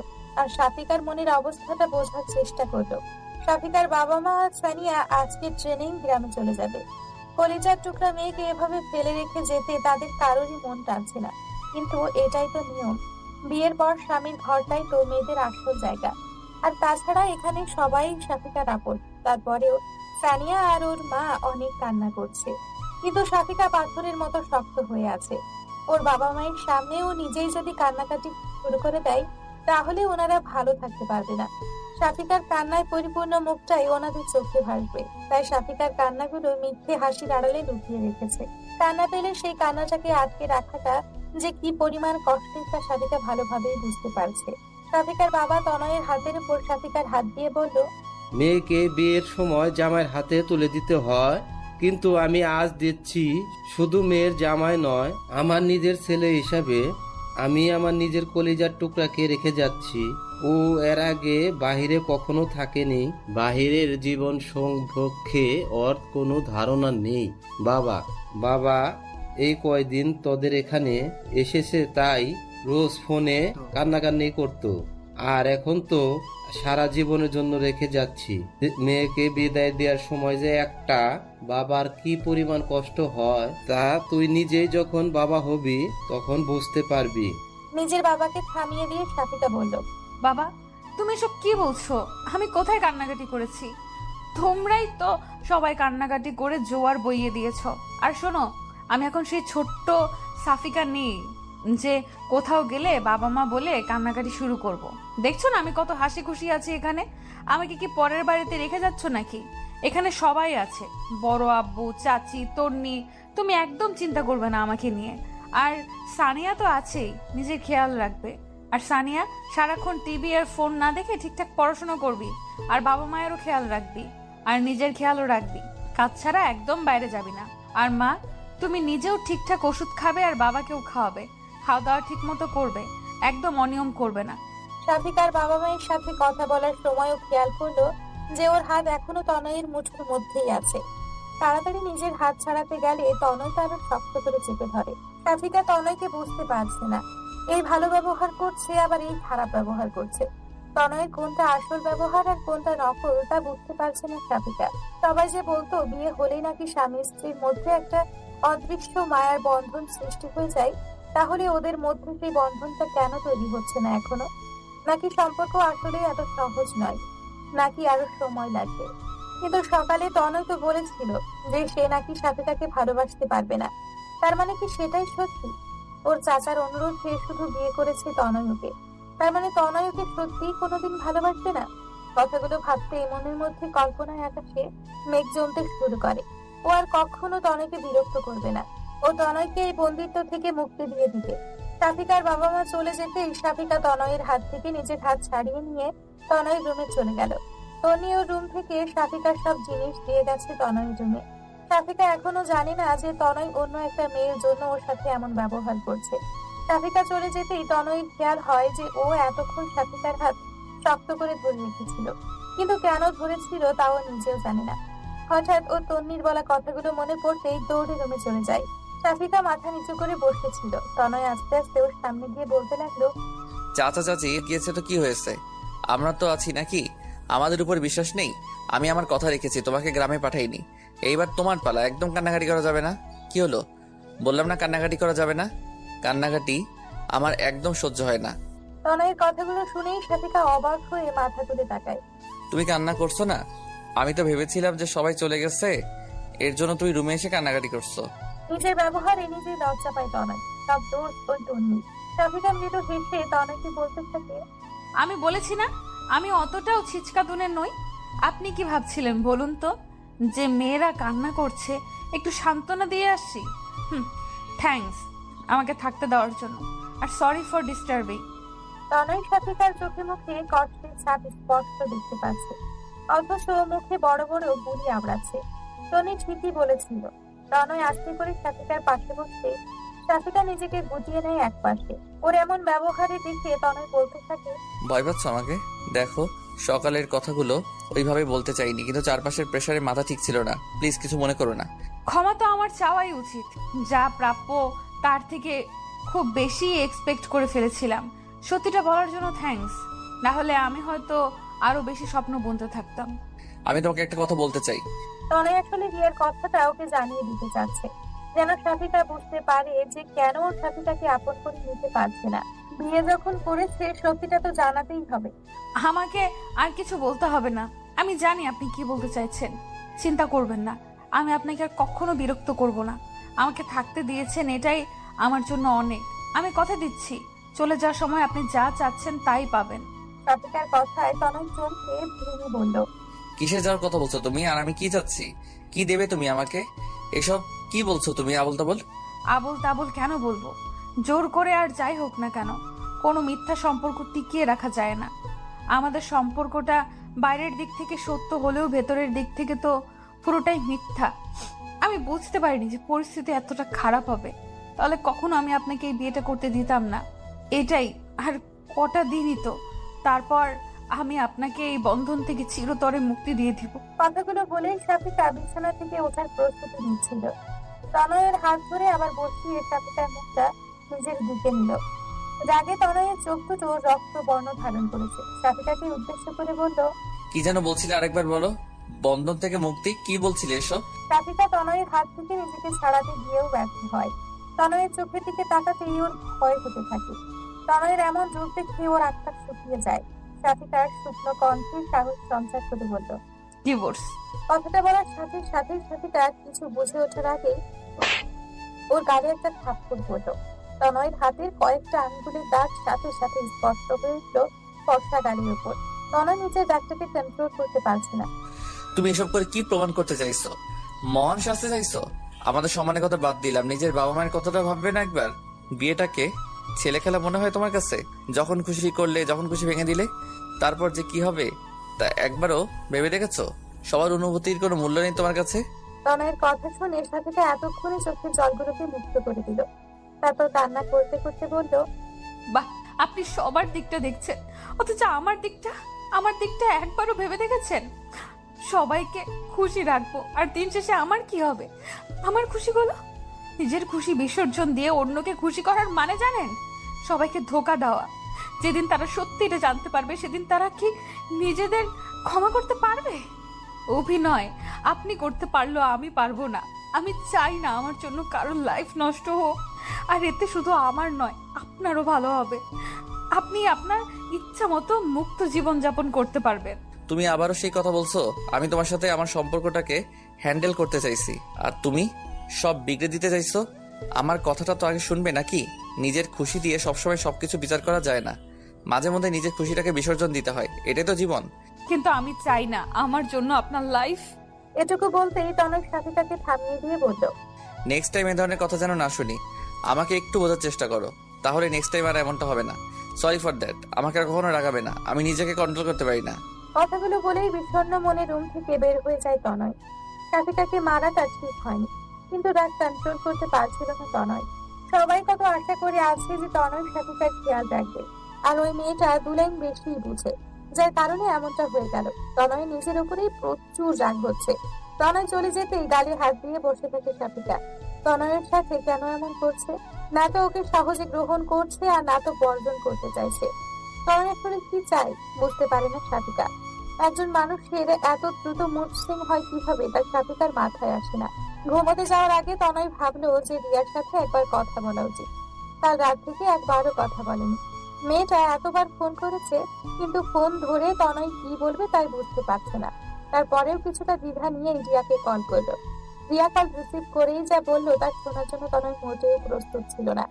বাহ তনয়, বিয়ে করে বউ নিয়ে খুব মজা করছো তাই না? আমাকে একবার জানারও প্রয়োজন মনে করলে না। অবশ্য আমাকে জানালে তো আর তোমার মনের আশা কখনো পূরণ হতো না, লুচ্চা। রিয়া, তুমি এসব কি বলছো? আমি বিয়ে করেছি এ কথা তুমি কি করে জানলে? কেন, আমাকে জানাতে চেয়েছিলে নাকি? দুজনের জীবন নষ্ট করার ধান্দায় ছিলে মনে হয়। বাট তোমার সেই আশাটার কোনোদিন পূরণ হবে না বাটপার। আমি সবটা জেনে গেছি। তুমি এতটা নীচ প্রকৃতির ছেলে তা আমার জানা ছিল না। আর তোমার চাচাতো বোনটাও তোমার মতো ফার্স্ট, যেমন তেমন। তোমাদের জুটিটা বাংলাদেশের বেস্ট জুটি হওয়ার দরকার ছিল। দুশ্চরিত্র ছেলের জন্য একটা দুশ্চরিত্র মেয়ে, পারফেক্ট। তনয় এবার প্রচুর জেগে যায়। রিয়াকে একটা ধমক দিয়ে বলে, দেখো রিয়া, আমি তোমাকে ঠকাতে চাইনি, আমার কথাটা বোঝার চেষ্টা করো। তুই সাবিকার চরিত্র নিয়ে কেন কথা বলছো? তুমি এসব জানলে কি করে? রুবেল বলেছে, কাল তো নিজের চোখে সব দেখেছে আর নিজের কানে সব শুনেছে তোমাদের দুজনের কাহিনী। ওই রকম মেয়েদের জন্য পুরো নারী জাতির বদনাম হয়ে যায়। অবশ্য মেয়েটাই বা কি করবে তোমাকে দেখে। আর কিছু বলার আগেই তনয় রেগে গিয়ে রিয়াকে থামিয়ে দিয়ে বলে, আরেকবার সাবিকার চরিত্র নিয়ে কথা বলে আমি ভুলে যাবো যে আমি তোমাকে ভালোবাসি। আমার ভাবতেও অবাক লাগছে যে তুমিও আমাকে ভুল বুঝলে। আমি ভেবেছিলাম যে আর কেউ বিশ্বাস করুক বা না করুক, অন্তত তুমি আমাকে বিশ্বাস করবে। তুমি তো জানো আমি কেমন ছেলে, কিন্তু তুমিও অন্য সবার মতোই। কেন, তুমি কি ভেবেছিলে তুমি একটা মেয়ের সাথে নোংরামি করবে, তারপর কাহিনী করে তাকে বিয়ে করবে, আর আমি তোমাকে সাদরে গ্রহণ করে নেব? এমনটা ভেবেছিলে তাই তো? কিন্তু তোমার যে আশা ঘুরে বালি। আজকের পর থেকে আমার সাথে যোগাযোগ করার কোনো স্বপ্নেও ভেবো না। তোমার মতো ছেলের সাথে কথা বলাও পাপ। কথাগুলো বলেই খট করে কলটা কেটে দেয় রিয়া। রুবেল জানে যে তনয় কেমন ছিল, তারপরও রিয়াকে এসব কথা কি করে বলতে পারলো? কালকে রুবেলকে বলাই ভুল হয়েছিল, কিন্তু রুবেল বললো আর রিয়া সেটাই বিশ্বাস করে নিল। এই জেনেছে রিয়া ওকে। ও ভেবেছিল যাকে এত ভালোবাসে সে অন্তত ওকে বুঝবে, কিন্তু রিয়া ওকে ভুল বুঝলো। এতদিন ও কাকে ভালোবেসেছে? ওর ভালোবাসা কি মিথ্যে ছিল? অন্তত আসল ঘটনাটা কি সেটা শুনে তারপর জাজ করতো তনয়কে। কিন্তু ও এদের মুখে শোনা কথাটাই বেশি গুরুত্ব দিল। রাগটাকে কন্ট্রোল করতে না পেরে হাতের ফোনটাই ছুঁড়ে ফেলে দিল। তা ছাদের উপরে পড়তেই ভেঙে ব্যাটারি আর কাভারগুলো ছড়িয়ে ছিটিয়ে পড়লো চারদিকে। তারপর ভাঙা ফোনটাকে ওখানে ফেলেই রেগে ছাদ থেকে নিজের রুমের দিকে পা বাড়ালো। রাত হলেই সব কথা যেন বেশি করে মনে পড়তে থাকে। এখন যেমন শাফিকার ওর বাড়ির কথা মনে পড়ছে, তো সানিয়ার সাথে করা খুনসুটি, ওর বাবা মায়ের সাথে মজা করা, গ্রামের মুক্ত পরিবেশে ঘুরে বেড়ানো, সব স্মৃতিটা যেন ভিড় করেছে। এসব ভাবতেই চোখের কোণা থেকে কয়েক ফোঁটা জল গড়িয়ে পড়লো। ঘুম যেন আসতেই চাইছে না। তারপর একা নিয়ে আরো খারাপ লাগছে। তনির ওখানে গিয়েছিল, তাড়িয়ে দিল, বললো এখন থেকে রাতে ও রুমে নট অ্যালাউ। অথচ তনয়ও অনেকক্ষণ হলো কোথায় যেন গেল বের হয়ে। মনে হলো খুব জরুরি কাজ আছে। তনয় রুমে এসে দেখলো যে শাফিকা ঘুমিয়ে পড়েছে। রিয়ার সাথে কথা বলে ভীষণ জেগে আছে তনয়। রুমে এসে শাফিকাকে দেখে ওর রাগটা দ্বিগুণ হয়ে গেল। যে মেয়েটার জন্য ওর জীবনে এত সমস্যা, সে আরামে ওর পিছনে ঘুমোচ্ছে, এটা যেন ওর সহ্য হচ্ছে না। তনয় রুমে এসেছে বুঝতে পেরে শাফিকা চোখ খুলে বলল, কোথায় ছিলেন এতক্ষণ? কথাটা বলতে না বলতেই তনয় যেন তেলে বেগুনে ছাদ করে উঠল। কেন, তোমাকে সেই কৈফিয়ত দিতে হবে নাকি? আমার জীবনে তছনছ করে দিয়ে নিশ্চিন্তে ঘুমাচ্ছ, আবার আমার কাছে কৈফিয়ত চাইছো? তোমাকে মানা করেছি না আমার পার্সোনাল লাইফে একদম ইন্টারফেয়ার করবে না? একটা কথা একবার বলে কানে যায় না? তোর মুখটা দেখলে আমার রাগে গা জ্বালা করে। নিজের ওই মুখটা আমার থেকে লুকিয়ে রাখো চেষ্টা কর। আমি যতক্ষণ রুমে থাকি ততক্ষণ আমার আশেপাশে থাকবে না বেশি। তোমাকে দেখলে আমার সবকিছু এলোমেলো হয়ে যায়। কথাগুলো বলেই তনয় বেলকনিতে চলে গেল। শাফিকা বোবার মতো ওর দিকে তাকিয়ে আছে। ও তো শুধু জানতে চেয়েছিল যে এতক্ষণ কোথায় ছিল। এটা জানতে চাওয়াটা কি খুব বড় অপরাধ? শাফিকা নিজেরও প্রচুর রাগ। এখানে আসার পর থেকে সব সময় রাগের আগুনটাকে ছাইচাপা দিয়ে রেখেছিল, কিন্তু এখন আর যেন তা চাপা থাকতে চাইছে না। তারপরেও শাফিকা অনেক কষ্টে নিজেকে কন্ট্রোল করার চেষ্টা করে চোখ বন্ধ করে শুয়ে পড়লো। একটু পরেই তনয় এসে ওর পাশে শুয়ে পড়লো। শাফিকা আর একটা কথাও বলছে না। তনয় শাফিকাকে বকা দেওয়ার পর থেকে নিজেই আবার অনুতপ্ত হয়। রিয়ার রাগগুলো সব শাফিকার উপরে চাপিয়ে দিয়ে যেন ওর রাগটা অনেকটাই কমে গেছে। তাই শাফিকার সাথে কিছুটা স্বাভাবিক হওয়ার জন্য বলল, তোমাকে আমি আবারও বলছি, আমার রাগ হয় এমন কোনো কাজ করবে না। আমি নিজের রাগটাকে কন্ট্রোল করতে পারি না। তারপরও এটুকু বলেই থেমে যায় তনয়, কারণ এখন সাফিকা এমন কিছু করেনি যার কারণে ও সাফিকাকে এত কথা শোনালো। তনয়ের এই স্বাভাবিক আচরণে সাফিকার রাগটা কমার বদলে আরো বেড়ে গেল। ও তনয়ের দিকে ঘুরে বলতে লাগলো, আমাকে আপনার কি মনে হয় বলুন তো? একটা পুতুল? আমাকে করুণা করে বিয়ে করেছেন, থাকতে দিচ্ছেন, তাই বলে কি আমি আপনার কেনা গোলাম হয়ে গেছি? যখন ইচ্ছা হবে ভালো ব্যবহার করবেন, যখন ইচ্ছা হবে খারাপ ব্যবহার করবেন। আমি কি মানুষ না নাকি? দুঃখ কষ্ট আমারও আছে। আপনি বারবার আপনার জীবন তছনছ হওয়ার কথা বলছেন। আচ্ছা, আমি আপনার কি তছনছ করেছি বলতে পারবেন? আমি আপনার পরিবার থেকে আপনাকে আলাদা করে দিয়েছি নাকি আপনার? এটুকুই বলতে তনয় নিজের জাতি কন্ট্রোল করে বলল, তুমি এখনো বুঝতে পারছো না তুমি কি তছনছ করেছো, নাকি না বোঝার নাটক করছো? আমি রিয়াকে ভালোবাসতাম, শুনেছো এবার? আমি শুধু রিয়াকেই বিয়ে করতে চেয়েছিলাম, কিন্তু শুধুমাত্র তোমার জন্য রিয়াও আমাকে ভুল বুঝলো। অন্য সবাই আমাকে ভুল বুঝেছে। এতে আমি যতটা না কষ্ট পেয়েছি তার চেয়ে 1000 গুণ বেশি কষ্ট পেয়েছি আমি রিয়ার ব্যবহারে। ও আমাকে ভুল বুঝেছে। বুঝতে পারছো তুমি ব্যাপারটা? সাফিকা তনয়ের মুখে রিয়ার নাম শুনে যেন আকাশ থেকে পড়ল। ওর বুকের ভেতরটা যেন দুম করে মুচড়ে যাচ্ছে। তনয়কে পছন্দ করে না সেটাও মেনে নিয়েছিল, কিন্তু অন্য একটা মেয়ের জন্য সাফিকাকে এতগুলো কথা শোনাচ্ছে, এটা ও কিছুতেই মেনে নিতে পারছে না। ওর মন চাইছে এক্ষুনি ছুটে গ্রামে চলে যেতে। যা হওয়ার হবে। ওখানে রিমন তো বাইরে গেলে শুধু বিরক্ত করে, কিন্তু এখানে ঘরের মধ্যে ও যে মানসিক চাপের শিকার হচ্ছে, না পারছে কাউকে বলতে, আর না পারছে এসব আর সহ্য করতে। রুমের বাইরেও চাচির কারণ সহ্য করে, আবার রুমের ভেতরে তনয়ের তিক্ততা আর নিতে পারছে না ও। আমাকে মাফ করবেন যে আমি না জেনে শুনে আপনার ভালোবাসার মাঝে ফাটল ধরিয়েছি। আমি না থাকলে যদি আপনার সব সমস্যার সমাধান হয়ে যায়, তাহলে আমি আর সেটা বাড়াতে চাই না। আপনি কালকে যদি একবার আমাকে এই কথাটা জানাতেন যে আপনি কাউকে ভালোবাসেন, তাহলে আমি কখনোই আপনাকে বিয়ে করার জন্য রাজি হতাম না।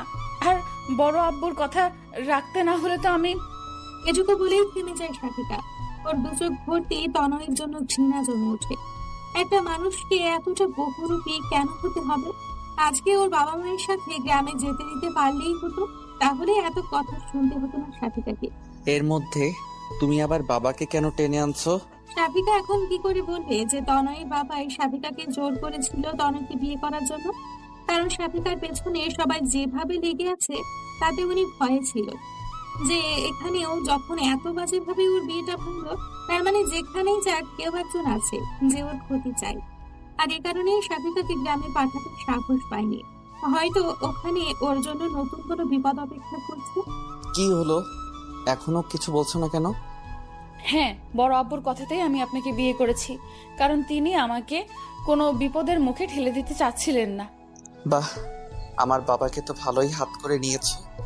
তোমাকে বিপদ থেকে উদ্ধার করতে নিজের ছেলেটাকেই জাহান্নামের দিকে ঠেলে দিলেন। আরে ভাই, কোনো ভালো ছেলে দেখে তোমাকে বিয়ে দিলেই তো হতো। এটুকু বলেই গল্পের বিরোধ থেমে গেল। পরেরটুকু কেন বললেন না? কে বিয়ে করতো আমাকে? আর সে বিয়েটা ভাঙাতে এত সহজ হতো? কারণ এখন তো আমি একটা কলঙ্কিতা মেয়ে, যার এত বড় একটা কলঙ্ক, তাকে কে বিয়ে করবে? আপনি সুখী আছেন আমাকে বিয়ে করে? আপনি তো জানেন আমি কেমন মেয়ে। তনয় আর কিছুই বলতে পারে না। সাফিকা বলতে লাগলো, আমি কালকে গ্রামে চলে যাব, ঘর বন্দি হয়ে থাকবো। তবু এইসব আমি আর সহ্য করতে পারছি না। একদিনেই আমি হাঁপিয়ে উঠেছি। এর পরের দিনগুলো কিভাবে কাটাবো এখানে? যে আমাকে ভরসা দিয়ে রেখে দিল, সেই যদি এমন করে তাহলে... সরি, রিয়ার সাথে কথা বলে মন মেজাজ খারাপ হয়ে গিয়েছিল। কারোর সাথে রাগলে সেই রাগটা এখন থেকে আমার উপরেই ঝাড়বেন বলে ঠিক করে ফেলেছেন মনে হচ্ছে। সরি বললাম তো। সরি দিয়ে সবকিছু সমাধান হয় না মিস্টার তনয়। আর আপনি ভালোবাসার কথা বলছেন, যে ভালোবাসায় একে অপরের প্রতি বিশ্বাসটাই নেই, তাকে আপনি ভালোবাসা বলছেন? যাকে ভালোবাসেন সেই যদি আপনাকে বিশ্বাস না করে, তাহলে সেই ভালোবাসার কি মূল্য থাকতে পারে? তোমার ভালোবাসার মানুষটি তোমাকে ধোঁকা দিলে তুমি কি করতে? তুমি কি তাকে ভুল বুঝতে না? এমনি এমনি মাফ করে দিতে তাকে? আপনি কি সত্যি কোনো ভুল করেছেন? আপনি তাকে সত্যিটা বলার পরেও যদি আপনাকে বিশ্বাস না হয়, তাহলে একবার অন্তত সত্যিটা যাচাই করা উচিত ছিল। আপনি কেমন ছেলে তা ওই মেয়েটার ভালো করেই জানার কথা। এত বড় একটা জঘন্য কাজ আপনি করতে পারেন, তা সে এত তাড়াতাড়ি কি করে বিশ্বাস করে নিল? তনয় আর কিছু না বলে একদম চুপ হয়ে গেল। সাথীটাও চুপ হয়ে যাওয়ায় রুমে পিনপতন নিরাপত্তা বিরাজ করতে লাগলো। সকালে ঘুম থেকে উঠে সাথীটা ওর চাচির সাথে নাস্তা বানাচ্ছে। ওর চাচি ওর সাথে একটা কথাও বলছে না। সাথীটা ব্যাপারটা হজম করার চেষ্টা করছে। তন্নি নাস্তা করে কলেজে চলে গেছে। তনয় আর ওর বাবাও অফিসে চলে গেছে। সাফিকার চাচি নিজের রুমেই আছেন। সাফিকা সেখানে যেতে সাহস পাচ্ছে না। নিজের রুমে একা একা দম বন্ধ হয়ে আসছে সাফিকার। বিয়ের আগে সারা দিন ও চাচির পাশে পাশেই থাকতো, সময় কেটে যেত। কিন্তু এই বিয়েটা যেন ওর জীবনে অমাবস্যার চাঁদ হয়ে ঘুরে ধরেছে। দুপুরেও চুপচাপ তমালের মায়ের সাথে সাফিকা রান্না বান্না করলো। তারপর নামাজ কালাম পড়ে তন্নির সাথে দুপুরের খাবার খেলো। তন্নি দুপুরের দিকে কলেজ থেকে ফেরায় সাফিকা যেন দেহে প্রাণ ফিরে পেল। তন্নির সাথে কথা বলে সাফিকা নিজেকে একটু হালকা মনে হয়, ভালো লাগা কাজ করে। তনয় আজ সকালে ওর সাথে একটা কথাও বলেনি। ওর চাচা অবশ্যই ওর চাচিকে বারবার সাবধান করে দিয়ে গেছে যেন সাফিকার সাথে কোনো ঝামেলা না করে। সাফিকা বুঝতে পারছে না যে এভাবে আর কয়দিন চলবে। একদিনেই ও অতিষ্ঠ হয়ে উঠেছে। এভাবে চলতে থাকলে ও পুরোপুরি পাগল হয়ে যাবে। যে তনয় ফোন আর সিম দুইটা চেঞ্জ করেছে। নতুন সিম থেকে রিয়াকে আরো একবার কল করেছিল দেখা করে সবটা বলার জন্য, কিন্তু রিয়া ওর কোনো কথা না শুনে কল কেটে দিয়েছে। তনয়ের সাথে ও আর কোনো কথা বলতে চায় না, এটাই স্বাভাবিক। একদিক দিয়ে দেখতে গেলে তনয় তো রিয়াকে ধোঁকা দিয়েছে, আর একজন ধোঁকাবাজের সাথে কেইবার সম্পর্ক রাখতে চায়, তার উপর ও আবার বিবাহিত। সাফিকাকে দেখলেই তনয় রিয়ার কথা মনে পড়ে যায়, রাগ উঠে যায়, কিন্তু অনেক কষ্টে রাগগুলোকে কন্ট্রোল করে। সাফিকাও নিজেকে যথাসম্ভব তনয় থেকে দূরে রাখার চেষ্টা করে। তুষার সে সকালে নাস্তা করে বের হয় আর অনেক রাতে বাসায় ফেরে। সাফিকার বিষণ্ণ মুখটাও দেখতে পারে না। ও বুঝতে পারে যে সাফিকা তনয়ের সাথে সুখে নেই, তারপরেও কিছু করতে পারে না। সবাই জানে যে পরিস্থিতির মুখে পড়ে তুষার সাফিকাকে বিয়ে করতে চেয়েছিল। কেউ যদি এটা জানতে পারে যে তুষার সাফিকাকে পছন্দ করত, তাহলে ব্যাপারটা সাফিকার জন্য আরো জটিল হয়ে যাবে। এভাবে কেটে যায় 2 মাস। সাফিকা, তনয় আর তুষারের জন্য এই 2 মাস যেন 2 বছরের মতো। সাফিকা এখনো জানতে পারেনি যে ওর বিয়ে ভাঙার পেছনে কে ছিল। এর মধ্যে তনয়কে একবার জিজ্ঞেস করেছিল, ও কিছুই জানায়নি। তনয় দিনগুলো বিষময় হয়ে উঠেছে। ওর সাথে সাথে ও সাফিকার জীবনটাও বিষিয়ে তুলেছে। রিয়া বিয়ে করে নিয়েছে, স্বামীর সাথে প্রতিদিন ছবি আপলোড দেয়। তা তনয়কে আরো জ্বালিয়ে পুড়িয়ে শেষ করে দিচ্ছে। রিয়ার সাথে কথা বলার পর থেকে তনয় আর রুবেলের সাথে কথা বলেনি। আজ কি মনে করে সেদিন অফিসে চলে গেল দেখা করতে। তনয়কে দেখে রুবেল হাসি মুখে বলল, কি ব্যাপার বন্ধু, বিবাহিত জীবন কেমন যাচ্ছে তোর? তনয় রুবেলের সামনে চেয়ারে বসে কোমল সুরে বলল, তুই এমনটা কেন করলি? কেন মিথ্যে বললি? কারণ আমি রিয়াকে ভালোবাসতাম। আমার আর রিয়ার মাঝে তুই চলে এসেছিলি। আমি প্রপোজ করার আগে তুই ওকে প্রপোজ করে দিস, আর রিয়াও রাজি হয়ে যায়। এর আগে অনেক চেষ্টা করেছি তোদের ব্রেকআপ করানোর জন্য, কিন্তু পারিনি। এবার এমন একটা চাল দিলাম, সাপও মরল না, লাঠিও ভাঙলো না। শুধু রিয়াকে নয়, সবাইকে মিথ্যাটা আমিই বলেছি। চালটা যে এভাবে কাজে লেগে যাবে বুঝতে পারিনি আমি। তো রিয়াকে পাওয়ার আর কোনো সুযোগ রাখলাম না। এখন রিয়া সত্যিটা জেনেও কোনো লাভ নেই। তুইও বিবাহিত আর রিয়াও। আমি রিয়াকে পাইনি, তোকেও পেতে দিলাম না। ওর কথা শুনে তনয়ের প্রচন্ড রাগ হতে লাগলো। যাকে ও নিজের ভাইয়ের মতো ভাবে, সেই ওকে এতটা ঘৃণা করে। ও কখনো কল্পনা করতে পারেনি যে রুবেল রিয়ার জন্য ওর সাথে এমনটা করবে। তার মানে এসবের পেছনে রুবেল ছিল। ওরা রিয়ার কারণে সাফিকার জীবনটা নষ্ট হয়ে গেল, আর ও নিজের জীবনের জন্য সাফিকাকে দোষারোপ করে যাচ্ছিল। সাফিকা সত্যিটা জানতে পারলে কি ওকে ক্ষমা করবে? কিন্তু এতে তো ওর কোনো হাত নেই। রুবেলের কথা শুনে খেপে গিয়ে তনয়কে মারার জন্য হাত তুলল, কিন্তু রুবেল তনয়ের হাতটা খপ করে ধরে ফেললো। তারপর আস্তে আস্তে ওর কানের কাছে মুখ নিয়ে বলল, আমাকে মারলে কি সবকিছু ঠিক হয়ে যাবে? রিয়াকে তো আর পাবি না। তবে রিয়াকে পেয়েছিস, সে তো রিয়ার তবে যাকে পেয়েছিস সে তো রিয়ার চেয়েও সুন্দরী। তোর তো ভাগ্য খুলে দিয়েছি আমি। ওরকম রূপবতী বউ কয়জনের কপালে জোটে বল? তনয় নিজের রাগটাকে কন্ট্রোল করে বলল, সাফিকার সম্পর্কে আর একটা কথা বলবি না। তোর মতো মানুষের মুখে ওর মতো নিষ্পাপ মেয়ের নাম মানায় না। রুবেল মুচকি হেসে বলল, বাহ, বউকে অনেক ভালোবাসিস মনে হয়। তাহলে রিয়ার কথা এতদিনে ভুলে যাওয়ার কথা। আমি তো ভাবলাম যে আমাকে থ্যাঙ্কস দিতে এসেছিস। Oops sorry. তুই তো এর আগেই জানতি না যে এসব কিছুর পেছনে আমিই ছিলাম। এখন সত্যটা লুকিয়ে কোনো লাভ নেই, তাই বলে দিলাম। আমার কি যে আনন্দ লাগছে বলে বোঝাতে পারবো না। তুই আমাকে কখনো বন্ধু ভাবিসনি, তাই না? ভাবতাম, তবে রিয়ার সাথে রিলেশনের আগে সবচেয়ে কাছের মানুষ ভাবতাম তোকে, নিজের ভাইয়ের মতো। কিন্তু রিয়াকে যখন প্রপোজ করলি তখন থেকে তুই আমার শত্রু হয়ে উঠেছিলি। আর তোর চাচাতো বোনের বিয়েতে আমাকে জড়িয়ে আরো বড় ভুল করেছিস। তাদেরকে তোর সম্পর্কের মিথ্যাগুলো আমি বলেছিলাম। তারা বিশ্বাস না করেও কোথায় যাবে। কলটা তো তোর নাম্বার থেকেই করেছিলাম। তোর বাবা কি এমনি এমনি তোর সাথে শাফিকার বিয়ে দিতে চাচ্ছিল? কারণ তিনি তো এটাই জানেন যে কলটা তুই করেছিলি। বলে আবার হাসতে লাগলো রুবেল। তাও নয়, রাগে কথা বলার শক্তিটাও যেন হারিয়ে ফেলেছে। নিজের হাতটা মুঠো করে জোরে করে টেবিলে মারতেই টেবিলের ওপরের কাঁচটা টুকরো হয়ে গেল, আর তনয়ের হাতের মধ্যেও কাঁচের কয়েকটা টুকরো বিঁধে গেল। ওই অবস্থাতেই তনয় রুবেলদের অফিস থেকে বের হয়ে গেল, আর শেষ একটা কথা বলল। কাজটা তুই মোটেও ঠিক করিসনি রুবেল। এই পাপের শাস্তি তোকে পেতেই হবে। এতগুলো জীবন নষ্ট করে তুই কখনো সুখী হতে পারবি না।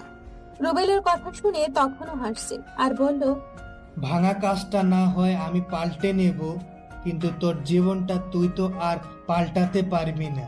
ওখান থেকে বের হয়েই তনয় হাতে ব্যান্ডেজ করে বাসায় চলে গেল। অফিস থেকে আজ দুপুরেই বের হয়েছিল, তাই আজ তাড়াতাড়ি বাসায় ফিরল। আর অফিসে যাওয়ার মুড ছিল না। শাফিকা খাওয়া দাওয়া শেষে একটু শুয়েছিল। টনি কোচিং এ গিয়েছে। তনয়ের মা নিজের রুমেই শুয়ে আছেন। তুষার বাসায় নেই। কলিং বেলের আওয়াজে ঘুম ভেঙে গেল শাফিকার। এই সময়টাতে সাধারণত কেউ আসে না। ঘুম চোখে শাফিকা দরজা খুলেই অবাক হয়ে গেল। তনয়ের ডান হাতে ব্যান্ডেজ দেখে আরো অবাক হয়ে গেল।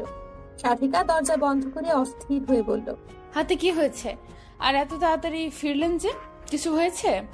রুমে ঢুকতে ঢুকতে আগে রুমে যেতে দেবে নাকি এখানেই জেরা করতে থাকবে? তনয়ের এই কথা শুনে শাফিকা একদম চুপ হয়ে গেল। তনয় ঠিক করে নিয়েছে আজ থেকে শাফিকার সাথে আর কোনো খারাপ ব্যবহার করবে না। রিয়া যদি বিয়ে করে নিয়ে ভালো থাকতে পারে, তাহলে ও কেন পারবে না? এখানে রিয়ার যেমন কোনো দোষ নেই, তেমন শাফিকা বা তনয়েরও কোনো দোষ নেই। তাহলে ও কেন শুধু শুধু শাফিকাকে কষ্ট দিবে? ও নিজের জন্য শাফিকার জীবনটা নষ্ট হতে দিবে না। রুমে ঢুকে নিজের মেজাজটাকে একটু ঠান্ডা করে শাফিকাকে উদ্দেশ্য করে বলল, এক গ্লাস ঠান্ডা পানি দিতে পারবে আমায়? খুব পিপাসা পেয়েছে। তনয় এই প্রথম নিজে থেকে শাফিকার কাছে কিছু চাইলো। শাফিকা খুশি মনে দৌড়ে চলে গেল পানি আনতে। পানি এনে তনয়কে দিতেই বলল, থ্যাঙ্কস। শাফিকা অবাক হয়ে বলল, কেন, কি? আমার জীবনে আসার জন্য। তনয়ের এই কথাটা শুনে শাফিকা যেন নিজের কানকেও বিশ্বাস করতে পারছিল না। অবাকে চরম সীমায় পৌঁছে গেল ও। নিজের কপালে হাত দিয়ে দেখতে লাগলো যে ও কোনো ঘোরের মধ্যে আছে কিনা, ও অসুস্থ কিনা।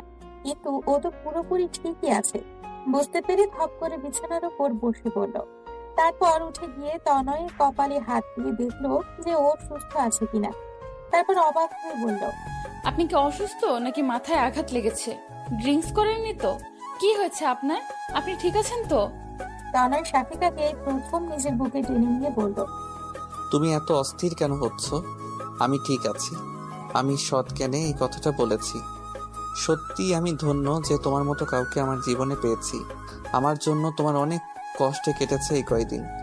আমি আর তোমাকে কষ্ট দিতে চাই না। তনয় হৃদস্পন্দন স্পষ্ট শুনতে পাচ্ছে শাফিকা। খুশিতে যেন আত্মহারা হয়ে গেছে ও। চোখের কোণ দিয়ে এক ফোঁটা সুখের নোনা জল গড়িয়ে পড়ল। তবে তনয়ের এই আচমকা পরিবর্তনে কিছুটা ভয়ও আছে শাফিকা। তনয় কি সত্যি রিয়াকে ভুলে ওকে আপন করে নিয়েছে, নাকি ওর মুড সুইং এর জন্য এমনটা করছে? দেখা যাবে। এখন নিজের বুকে টেনে নিচ্ছে, একটু পরে আবার ওকে ছুঁড়ে ফেলে দিবে। এসব কথা মনে হতেই তনয়ের বুক থেকে যেন ছিটকে পড়লো শাফিকা। শাফিকার এমন করায় তনয়ের হাতে আঘাত লাগলো। আরো ব্যথা পেয়ে বলল, কি করছো? হাতে লাগছে তো। শাফিকা তনয়ের হাতটা নিজের হাতের মুঠোর মধ্যে নিয়ে বলল, সরি, আমি বুঝতে পারিনি। আসলে আপনার এমন ব্যবহার দেখে আমি নিজেকে সামলাতে পারিনি। তনয় মুচকি হেসে বলল, হাতে কি হয়েছে তা শুনবে না? নাকি আমার কোনো কিছু নিয়ে তোমার কোনো মাথা ব্যথাই নেই? সাথিকা আমতা আমতা করে বলল, আপনি তো রিয়াকে ভালোবাসেন তাই না? আর একবার আমাদের মাঝে কারো নাম নিবে না। আমি তোমার স্বামী আর তুমি আমার স্ত্রী। এখন এটাই সত্য। আমি আমার অতীতগুলোকে মনে করে তোমার জীবনটাকে শেষ করে দিতে পারি না। করুণা দেখাচ্ছেন নাকি ভালোবাসা? আর যেটা মনে হবে সেটাই। আমি তো কারোর করুণার পাত্রী হয়ে থাকতে চাই না। আমি কারোর করুণা নয়, ভালোবাসা চাই। আশা করি বুঝতে পেরেছেন। তনয় কি বলবে বুঝতে পারছে না। ভালোবাসা কি এত সহজে হয়? ও কি সত্যিই সাথিকাকে ভালোবাসে, নাকি করুণার বশে ওকে ভালোবাসতে চাইছে? ও নিজেও বুঝতে পারছে না, কিন্তু ও আর সাথিকাকে কষ্ট দিতে চাচ্ছে না, তাই কোনো কিছু না ভেবেই বলে দিল, ভালোবাসি তোমাকে। কথাটা শুনে সাথিকা কান্না করতে করতে তনয়ের বুকে ঝাঁপিয়ে পড়ল। আমি জানতাম আপনি একদিন না একদিন আমাকে ঠিক মেনে নেবেন।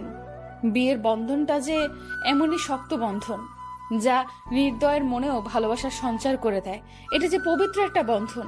বিশ্বাস করুন, আমার এতদিনের সব কষ্টগুলো হাওয়ায় মিলিয়ে গেছে আপনার একটা কথাতেই। কথা দিন আর কখনো আপনি আপনার সিদ্ধান্ত বদলাবেন না, আর কখনো আমাকে কষ্ট দিবেন না। তনয় ভাবতেই পারেনি যে সাথিকা ওকে এত সহজে গ্রহণ করে নিবে। ও ভেবেছিল যে সাথিকাকে মানাতে ওকে অনেক কাঠখড় পোড়াতে হবে।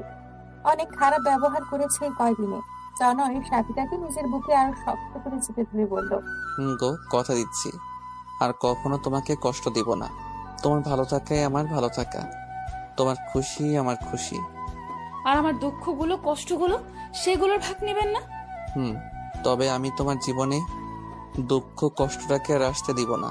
আমি চাই আর কোনো কষ্ট যেন তোমাকে ছুঁতে না পারে। তনয় যেমন ভাবতে পারেনি যে সাথিকা এত তাড়াতাড়ি সব মেনে নিবে, তেমনি সাথিকাও ভাবতে পারেনি যে তনয় ওকে এত তাড়াতাড়ি ভালোবেসে ফেলবে। সন্ধ্যে থেকে তনয়ের ভীষণ জ্বর, বিছানা ছেড়ে উঠতে পারছে না। একে তো হাতের ব্যথা, তার উপরে জ্বর। দুপুরে কিছুই খায়নিও, বলেছে যে দুপুরে বাইরে থেকে খেয়ে এসছে। রাতে তুষার ওষুধ এনে দিল, সাথিকা স্যুপ বানিয়ে খাইয়ে দিল, তারপর ওষুধ খাইয়ে দিল, তবুও জ্বর কমার নামই নেই যেন। রাতের সাথে সাথে জ্বর যেন বাড়ছে। সাথিকা একটা টোল নিয়ে তনয়ের মাথার কাছে বসে জলপট্টি দিয়ে দিচ্ছে। যতক্ষণ জলপট্টি দিচ্ছে ততক্ষণ একটু নীরব থাকে তনয়। জলপট্টি দেওয়া বন্ধ করলে তনয় ছটফট করতে থাকে। সাথিকা নিজের ঘুম বাদ দিয়ে তনয়ের কপালে জলপট্টি দিয়ে দিচ্ছে।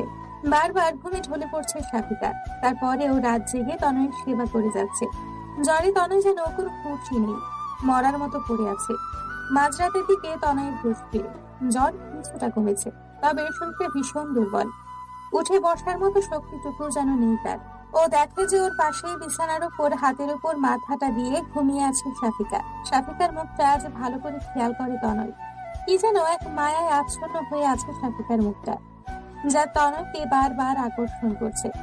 এতদিনে এই মায়ায় কেন পড়েনি তনয়? নাকি এতদিন সাথিকাকে কখনো ভালো করে দেখতেই মিশে? তনয় বিছানা থেকে নামতে গিয়ে আবার বিছানার উপর বসে পড়ে। শরীরটা যেন উঠতে সায় দিচ্ছে না। সাথিকাকে ডাকতে গিয়েও ডাকে না তনয়। পুরোপুরি হুঁশ না থাকলেও তনয় এটা বুঝতে পেরেছে যে সাথিকা নিজের ঘুম বাদ দিয়ে সারা রাত ওর সেবা করেছে। সাথিকার কপালের উপর পড়ে থাকা চুলগুলো সরাতেই তনয়ের হাতের স্পর্শ পেয়ে ঘুম ভেঙে যায় সাথিকার। সাথিকা এক লাফে টুল থেকে উঠে পড়ে। তারপর তনয়ের সামনে গিয়ে ওর কপালে হাত দিয়ে দেখে যে জ্বর অনেকটাই কমে গেছে। তনয় হেসে ফেলে, তারপর বলে, আমি ঠিক আছি। বিছানায় শোয়া বাদ দিয়ে তুমি টুলের উপরে কেন ঘুমাচ্ছিলে? সাথিকা তনয়ের কপাল থেকে হাত সরিয়ে নিয়ে বলতে থাকে, না মানে কখন ঘুমিয়ে পড়েছি বুঝতে পারিনি। আপনার এখন কেমন লাগছে? বিছানা থেকে উঠেছেন কেন? আমার এখন একটু ভালো লাগছে। বউয়ের সেবায় স্বামী সুস্থ না হয়ে পারে, আমি তো ভাবলাম যে ভয়ে তুমি আমার পাশে শোনি, আমার জ্বরটা যদি তোমারও হয়ে যায়। বলে আবার হাসতে থাকে তনয়। সাথিকা লাজুক একটা হাসি দিয়ে বলে, জ্বর? ঝড় কি ছোঁয়াচে রোগ নাকি যে আপনার পাশে থাকলে আমারও হয়ে যাবে? আর সেই ভয় থাকলে রাত জেগে কি আর আপনার সেবা করতাম নাকি? জ্বর হলে কি মানুষ মারা যায় নাকি? সামান্য জ্বরেই যদি তুমি এত সেবা যত্ন করো, তাহলে বড় কোনো অসুখ হলে তো আর সেবাই করতে চাইবে না। সব সেবা এখনই দিয়ে দিবে মনে হচ্ছে। আপনি এত রাতে বিছানা থেকে উঠেছেন কেন? দেখেছো, তোমার সাথে কথা বলতে গিয়ে বাথরুমে যাওয়ার কথাও ভুলে গেছি। এই সাহায্যটা আশা করি করবে। চলুন, আমি নিয়ে যাচ্ছি। বলে সাথিকা তনয়ের হাতটা ধরে বাথরুমের ভেতরে নিয়ে যায়। তারপর ও বের হয়ে আসে আর ভাবতে থাকে যে তনয় সত্যিই একা যেতে পারছিল না, নাকি ইচ্ছে করে ওকে নিয়ে যেতে বলল। তনয় বাথরুম থেকে বের হওয়ার পর শাফিকা আবার ওর হাত ধরে বিছানা পর্যন্ত নিয়ে আসে। তারপর বিছানায় শুয়ে তনয় পেটে হাত দিয়ে বলতে থাকে, জ্বর তো চলে গেছে, কিন্তু পেটের মধ্যে যে ইঁদুর ছুঁচোর মতো দৌড়াচ্ছে সেগুলো তাড়াতে পারলে আরো ভালো হতো, কিন্তু এত রাতে কাউকে বিরক্ত করতে চাচ্ছিলাম না। কথাটা বলে তনয় শাফিকার দিকে তাকায়। শাফিকা তনয়ের কথার মানে বুঝতে পেরে বলে, আপনি কিছুক্ষণ অপেক্ষা করুন, আমি আসছি। বলেই শাফিকা রুম থেকে বের হয়ে যায়। তনয় শাফিকাকে উদ্দেশ্য করে বলল, দেখো ফ্রিজে যা থাকে তাই নিয়ে আসো, এটা কিছু হলেই চলবে। শাফিকা ফ্রিজ খুলে দেখে যে ঠান্ডা ভাত আর তরকারি আছে, আর বাকি যা আছে সব ঠান্ডা। এত রাতে এগুলো গরম করার চাইতে গরম কিছু রান্না করাই ভালো। শাফিকা রান্নাঘরের দরজাটা বন্ধ করে দেয় যেন কারোর কোনো অসুবিধা না হয়। এত রাতে সবাই ঘুমোচ্ছে। তারপর নুডলস সিদ্ধ করে ফ্রিজ থেকে আগে থেকেই কেটে রাখা পেঁয়াজ মরিচ দিয়ে আর ডিম দিয়ে নুডলসটা রান্না করে তনয়ের জন্য নিয়ে যায়। শাফিকা রান্নাঘর থেকে বের হতেই দেখতে পায় যে তুষার ফ্রিজ থেকে ঠান্ডা পানি বের করে খাচ্ছে। দুজনকে দেখে চমকে যায়। তারপর তুষার শাফিকার দিকে এগিয়ে গিয়ে বলে, এত রাতে তুমি রান্না করে কি করছো? হুম। শাফিকা আমতা আমতা করে বলল, আপনার ভাইয়ের ক্ষুধা পেয়েছে তাই, আসলে রাতেও কিছু খাইনি। এখন কি অবস্থা ভাইয়ার? জ্বর কি কমছে? হ্যাঁ, এখন একটু সুস্থ। তাই বলে তুমি এত রাতে রান্না করবে? ভাইয়ার কি জ্ঞান কাণ্ড বলে কি কিছু নেই? এত রাতে তোমাকে রান্না করতে পাঠিয়েছে? শাফিকা তাড়াতাড়ি করে তুষারকে বলতে থাকে, আরে উনি কিছু রান্না করতে বলেননি, আমি রান্না করলাম। ভাবলাম ঠান্ডা খাবার খাওয়ার থেকে কিছু রান্না করে দেই। ফ্রিজে কি খাবার নেই নাকি? গরম করে দিলেই তো হয়, আবার রান্না করতে হবে? আস্তে। এই কথা বলতে না বলতে শাফিকা দেখতে পায় যে তনয় রুম থেকে বের হয়ে এসছে। শাফিকা ওর হাতের ট্রেটা পাশে টেবিলের উপরে রেখে তনয়ের দিকে এগিয়ে যায়। তনয় তুষারকে দেখে জিজ্ঞেস করে, তুই এত রাতে এখানে কি করছিস? আমি তো পানি খেতে এসেছিলাম, দেখলাম শাফিকা এত রাতে রান্না করছে। তা তুমি এখন ঠিক আছো তো? হ্যাঁ আমি ঠিক আছি। তোকে না বলেছি সাফিকাকে এখন থেকে ভাবি বলবি? আগে যাই বলতি না কেন, এখন ও তোর ভাবি, সো ভাবি বলবি। তারপর শাফিকাকে উদ্দেশ্য করে বলল, আর তুমি এত রাতে আবার কি রান্না করতে গিয়েছো? তুষার আর কিছু না বলে ওখান থেকে চলে গেল। শাফিকা তনয়কে ধরে রুমে নিয়ে যেতে যেতে বলল, আপনি আবার বিছানা থেকে নেমেছেন কেন? আমি তো যাচ্ছি। আচ্ছা, কথা না বলে চুপচাপ এখানে বসুন, আমি খাবারটা নিয়ে আসি। আমি কি তোমাকে রান্না করতে বলেছি নাকি? তারপর নুডলস এনে চামচ দিয়ে তনয়কে খাইয়ে দিতে লাগলো শাফিকা। তনয় চামচটা শাফিকার মুখের দিকে দিয়ে বলল, আমি একাই খাবো নাকি? তুমিও খাও। এত কষ্ট করে রান্না করলে একটু টেস্ট করে দেখবে না? শাফিকা নিজের মুখ সরিয়ে নিয়ে তনয়কে বলল, আমি তো রাতে খেয়েছি, আপনি খান। আর আমার রান্নার টেস্ট আমার জানা আছে। তনয় জোর করে শাফিকাকে খাইয়ে দিয়ে বলল, আমার সাথে খাও এখন। আমার বউয়ের হাতে রান্না যে এত সুস্বাদু তা তো আগে জানতাম না। শাফিকা মুখের খাবারটা শেষ করে নিয়ে বলল, আগে কি আমাকে বউ ভেবেছেন? আমাকে তো শুধুমাত্র একটা সমস্যা মনে করেছেন, আর সমস্যা মানেই তো বিরক্তিকর জিনিস। ওকে, নেক্সট টাইম আমার বউকে বউ হিসেবে দেখ, আর তার সব দিকেই খেয়াল রাখবো। এখন এটাই যে আমার দায়িত্ব। এতদিন তো কোন অন্ধকারে ডুবেছিলাম, আজ আলোর দিশা খুঁজে পেয়েছি। সেই আলোয় আমি আমাদের বাকি জীবনটা আলোকিত করে নিতে চাই। খাওয়া শেষ করে শাফিকা ও তনয়ের পাশে শুয়ে পড়ল। তনয়ের জ্বর কিছুটা কমলে ওর শরীরের উত্তাপ শাফিকা অনুভব করতে পারছিল। সকালে তনয় অনেকটা সুস্থ হয়ে উঠলেও তনয়ের বাবা মা ওকে অফিসে যেতে বারণ করলো। তনয় অফিস থেকে একদিনের ছুটি নিয়ে নিল। ওর হাতে কি হয়েছিল তা এখনো কেউ জানে না। আর আশ্চর্যের ব্যাপার হচ্ছে কেউ কিছু জানতেও চায়নি। ব্যাপারটা তনয়ের জন্য ভালোই হয়েছে, না হলে সবাইকে মিথ্যে বলতে হতো। সত্যিটা তো আর বলা যাবে না। হাতে ড্রেসিং করানোর জন্য তনয় হাসপাতালে যাবে শুনে শাফিকা ওর পিছু নিল। তনয়ের অনিচ্ছা সত্ত্বেও শাফিকার অনুরোধ ফেলতে পারল না। শাফিকা আজ প্রথম তনয়ের সাথে বাইরে বের হয়েছে। এক রিকশায় দুজনে পাশাপাশি বসেছে। এ যেন এক অন্য রকম অনুভূতি। শাফিকার স্বপ্নগুলো যেন পূরণ হতে চলেছে এক এক করে। তনয়ের সাথে রিকশায় যেতে ভালোই লাগছে ওর কাছে। তনয় রিয়ার সাথে অনেকবার অনেক জায়গায় ঘুরেছে, তবে আজ শাফিকার সাথে ঘুরতে ওর অন্য রকম ভালো লাগছে। যদি ওরা ঘুরছে না, ডক্টরের কাছে যাচ্ছে, তারপরও এটাকে ওর এক ধরনের ঘোরাঘুরি মনে হচ্ছে। ডাক্তার দেখানো শেষে ওষুধ নিয়ে ওরা আবার বাসার উদ্দেশ্যে রওনা দিল। শাফিকা এর আগে শহরে তেমন একটা আসেনি, আসলেও কিছু ঘুরে দেখেনি। আজ তনয়ের সাথে বের হয়ে মনে হচ্ছে সারা শহর একদিনেই ঘুরে শেষ করে দেবে। তনয় অসুস্থ না হলে শাফিকা আজকে ওকে নিয়ে ঘুরতে পড়তো। কিন্তু এখন এই কথাটা বলাটা ঠিক হবে না। তনয় হয়তো শাফিকার মনের অবস্থাটা বুঝতে পেরেছিল, তাই রিক্সাওয়ালাকে বললো পাশের একটা রিসর্টে নিয়ে যাওয়ার কথা। তনয়ের মুখে রিসর্টের কথা শুনে শাফিকা খুশিও হলো, আবার কিছুটা অবাকও হলো বটে। তারপর বলল, বাসায় যাবেন না? এখন আবার রিসোর্ট কেন? আপনি না অসুস্থ? তুমি এত কথা বলো কেন? আমি কি অনেক অসুস্থ নাকি? হাতে একটু লেগেছে আর কি। আচ্ছা, আপনার হাতটা কাটলো কিভাবে কি? তনয় যেন এই ভয়টাই পাচ্ছিল এখন শাফিকাকে কি উত্তর দিবে। তারপর অনেক ভেবে চিন্তে বলল, আমার অফিসের টেবিলটা ভেঙে গিয়েছে, ওইটার কাচের টুকরো হাতে লেগেছিল, তাই আর কি। আপনার হাতে কি করে লাগলো? কিভাবে আবার? আমার হাতটা ওখানে ছিল। আচ্ছা চলো, আমরা চলে এসেছি রিসর্টে। তারপর দুজনে অনেক মজা করলো। দুপুরে কিছুটা পরে বাসায় ফিরতেই তনয়ের মা তনয়ের দিকে এগিয়ে এসে বলল, দেখি বাবা, তুই ঠিক আছিস তো? ডাক্তার দেখাতে এত সময় লাগে? কোথায় ছিলে তোরা? তনয়ের মাকে শান্ত করে বলল, তুমি একটু বেশি চিন্তা করছো, আমি তো ঠিক আছি। আমি সাফিকাকে একটু ঘুরিয়ে নিয়ে আসলাম, সারাদিন বাসার মধ্যে বন্দি থাকে। ওর মা অনুশোচনার সুরে বলতে লাগলো, ঘরে বন্দি তো আমিও থাকি, কই আমার কথা তো কেউ কখনো এভাবে চিন্তা করে না। আর বউ আসতে না আসতে বন্দি হয়ে গেল। মা তুমি বিষয়টা অন্যভাবে কেন নিচ্ছ? শাফিকা গ্রাম থেকে এসেছে, এমন পরিবেশে থেকেও অভ্যস্ত নয়। আর তাছাড়া ওর উপর দিয়ে যা ধকল যাচ্ছে তোমার বোঝা উচিত। তুমি ওকে একটু সাপোর্ট করবে তা নয়, তুমি ওর উপর আরো প্রেশার ক্রিয়েট করছো। তুমি কেন ওকে আপন করে নিতে পারছো না? শাফিকা তনয়ের হাত ধরে ওকে শান্ত করানোর চেষ্টা করে বলল, আপনি চাচিকে এসব কি বলছেন? চুপ থাকুন, চাচি আমাকে অনেক ভালোবাসে, আপনি শুধু শুধু ভুল বুঝছেন। তনয়ের মা শাফিকাকে উদ্দেশ্য করে বলল, আমার ছেলেটাকে তো হাত করে নিয়েছিস, আর স্বামীকে তো অনেক আগেই হাত করে রেখেছিস। আমাকে হাত করা তো সহজ নয়। বলেই উনি ওখান থেকে চলে গেলেন। তনয় নিজের মাকে বোঝানোয় ব্যর্থ হয়ে শাফিকার সাথে রুমে চলে গেল। শাফিকার মনটা খারাপ হয়ে গেল, ওর জন্য ওর চাচি তনয়কে ভুল বুঝছে, আর তনয়ও ওর মায়ের সাথে সম্পর্কটা নষ্ট হয়ে যাচ্ছে। এভাবে চলতে দেওয়া যায় না। সানিয়া আজ ফোন করে জানালো যে শাফিকার বিয়ে হয়ে গেছে শুনে রিমন নাকি আবার বিদেশে চলে গেছে। কথাটা শুনে শাফিকা যেন খুশিতে লাফিয়ে উঠল। তনয় অনেকদিন পর শাফিকাকে এত খুশি দেখে জিজ্ঞেস করলো, কি ব্যাপার, আজ এত খুশি? শাফিকা খুশিতে তনয়কে জড়িয়ে ধরে বলল, ওই রিমন ইডিয়েটটা আমার বিয়ের কথা শুনে আবার বিদেশে চলে গেছে। আমার কি যে আনন্দ লাগছে, আমি আবার বাড়ি যেতে পারবো, আনন্দে ঘুরে বেড়াবো, ভাবতেই ভালো লাগে।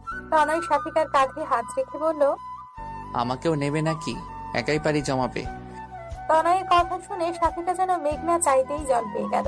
খুশির পরিমাণ দ্বিগুণ করে বলল, আপনি যাবেন আমার সাথে? তুমি নিলে তো যেতেই পারি। আগে ছিল দাদু বাড়ি, এখন তো শ্বশুর বাড়ি, যেতে তো হবেই। তবে কিছুদিন ওয়েট করতে হবে, পারবে তো?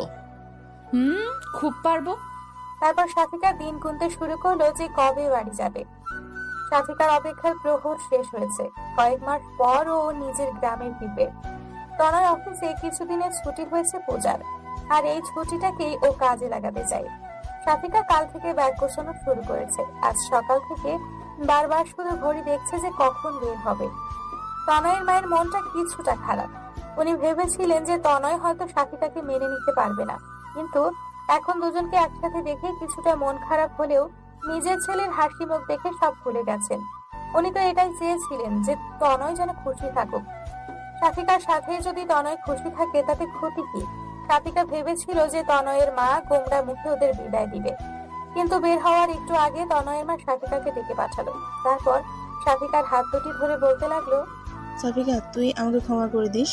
নিজের চাচি হয়ে তোকে অনেক কষ্ট দিয়েছি, কিন্তু তুই আমার কত খেয়াল রেখেছিস। আমার পরিবারের জন্য তোর মতো মেয়েই ঠিক। আমার সংসার পরিবার সব কি সুন্দর করে গুছিয়ে ফেলেছিস এই কদিনে। আমি আসলে তনয়ের বিষণ্ণতাকে মেনে নিতে পারছিলাম না। আমি ওর জন্যই তোকে দেখতে পারতাম না। আমি বুঝতে পারিনি যে একটা ভালো বউ হলে ভালোবাসা দিয়ে সবকিছু জয় করে নিতে পারে। এখন আমার তুষারের জন্য আমার লক্ষ্মী একটা মেয়ে পেলেই হবে। এটুকু বলতেই উনি কান্না করে দিলেন। শাফিকা ও শাশুড়ির হাতে হাত রেখে বলতে লাগলো, চাচি, আপনার জায়গায় অন্য কেউ হলে ও হয়তো একই কাজ করত। সব মায়েরাই চায় যে তাদের সন্তান সুখে থাকুক, আপনিও তাই চেয়েছিলেন, এতে দোষের কিছু নেই। আর আমি কষ্ট পেয়েছি ঠিক, তবে আপনি তো আমার উপর কোনো অত্যাচার করেননি। আর এই কয়দিনের জমিয়ে রাখা কথাগুলো না হয় আমরা সারা জীবন ধরে চালিয়ে যাব। এখনো চাচি মা বলবি না? আমার তো এখন দুইটা মেয়ে, তন্নি আর তুই। আর এই গয়নাগুলো রাখ, এগুলো বউয়ের জন্য গড়িয়ে রেখেছিলাম, এতদিন দিইনি, তবে আজ সময় এসেছে এগুলো তার প্রকৃত হকদারের কাছে পৌঁছানোর। সাফিকা ও শাশুড়ির হাত থেকে গয়নাগুলো নিতে নিতে বলল, এগুলোর কি দরকার ছিল? আপনাদের ভালোবাসাই আমার কাছে যথেষ্ট। একটা মেয়ের কাছে তার পরিবারের ভালোবাসার চাইতে বড় আর কি হতে পারে মা? সাফিকার মুখে মা ডাক শুনে উনি সাফিকাকে জড়িয়ে ধরে কান্না করতে থাকেন। তারপর বলেন, আমার ছেলেটাকে ওখানে দেখে শুনে রাখিস মা, মায়ের মন বুঝিস তো। আপনারাও চলেন, অনেক দিন যান না, ভালো লাগবে সবাই একসাথে গেলে। তনয়ের মা মিষ্টি একটা হাসি দিয়ে বললেন, বিয়ের পর তনয় প্রথম শ্বশুরবাড়ি যাচ্ছে, সেখানে আমরা সবাই কি করে যাই, এবার তোরা ঘুরে আয়, এরপর আমরা সবাই একসাথে যাব। সাফিকা ভীষণ খুশি যে ওর চাচি আবার ওকে আগের মতো ভালোবাসা শুরু করে দিয়েছে। তনি এতক্ষণ দরজার কাছে দাঁড়িয়ে সবটাই শুনছিল। এবার এসে নিজের মায়ের গলা জড়িয়ে ধরে বলতে লাগলো, আমার মা দেখছি বৌমাকে পেয়ে নিজের মেয়েকেই এবার ভুলে যাবে। সাফিবা ভাবি, সরি ভাবি, তুমি তো দেখছি জাদু জানো, কয়দিনে আমাদের পরিবার রং পাল্টে দিয়েছো। তনয়ের মা নিজের মেয়ের নাক ধরে বলতে লাগলেন, ওর থেকে তোর শিখতে হবে কি করে সংসার করতে হয়। তনি নিজের নাক থেকে মায়ের হাত সরিয়ে দিয়ে বলল, মা, তোমার এই পিচ্চি মেয়েটাকে আগে বড় হতে দাও, তারপরে না হয় সংসার শিখিও। আর কত বড় হতে চাস? তুষারের জন্য একটা টুকটুকে বউ এনে তোর বিদায়ের ব্যবস্থা করব, তাহলেই আমি নিশ্চিন্ত। তারপর তনি সাফিকাকে উদ্দেশ্য করে বলল, ভাইয়া তোমাকে ডাকছে, কি যেন খুঁজে পাচ্ছে না। তারপর সাফিকা ওখান থেকে চলে গেল। সবার থেকে বিদায় নিয়ে সাফিকা আর তনয় বের হয়ে গেল। পুরো ট্রেনে সাফিকা তনয়ের কাঁধে মাথা রেখে ঘুমিয়েছে। তনয় এই কয়দিনে সাফিকাকে সত্যি অনেক ভালোবেসে ফেলেছে। আসলে সাফিকার মতো মেয়েকে ভালো না বেশি কোথায় যাবে। স্টেশনে পৌঁছানোর আগেই সাফিকার ঘুম ভেঙে গেল। স্টেশন থেকে নেমে ওরা একটা রিক্সা নিল। তারপর সাফিকাদের বাড়ির সামনে গিয়েই দেখতে পেল যে সানিয়া গেটের বাইরে ওদের জন্য অপেক্ষা করছে। সাফিকাকে দেখেই ছুটে এলো। সাফিকা ও রিক্সা থেকে নেমেই সানিয়াকে জড়িয়ে ধরলো। তনয় রিক্সা ভাড়া দেওয়া বাদ দিয়ে নীরব দর্শকের মতো দুই বোনকে দেখতে লাগলো। সানিয়া ওর মাকে জোরে জোরে ডাকতে লাগলো। ওর ডাক শুনে শুধু ওর মা নয়, আশেপাশের অনেকেই জমা হলো। এতদিন পর সাফিকাকে দেখে সবাই অনেক খুশি। তনয় কে যেন কারো চোখেই পড়ছে না।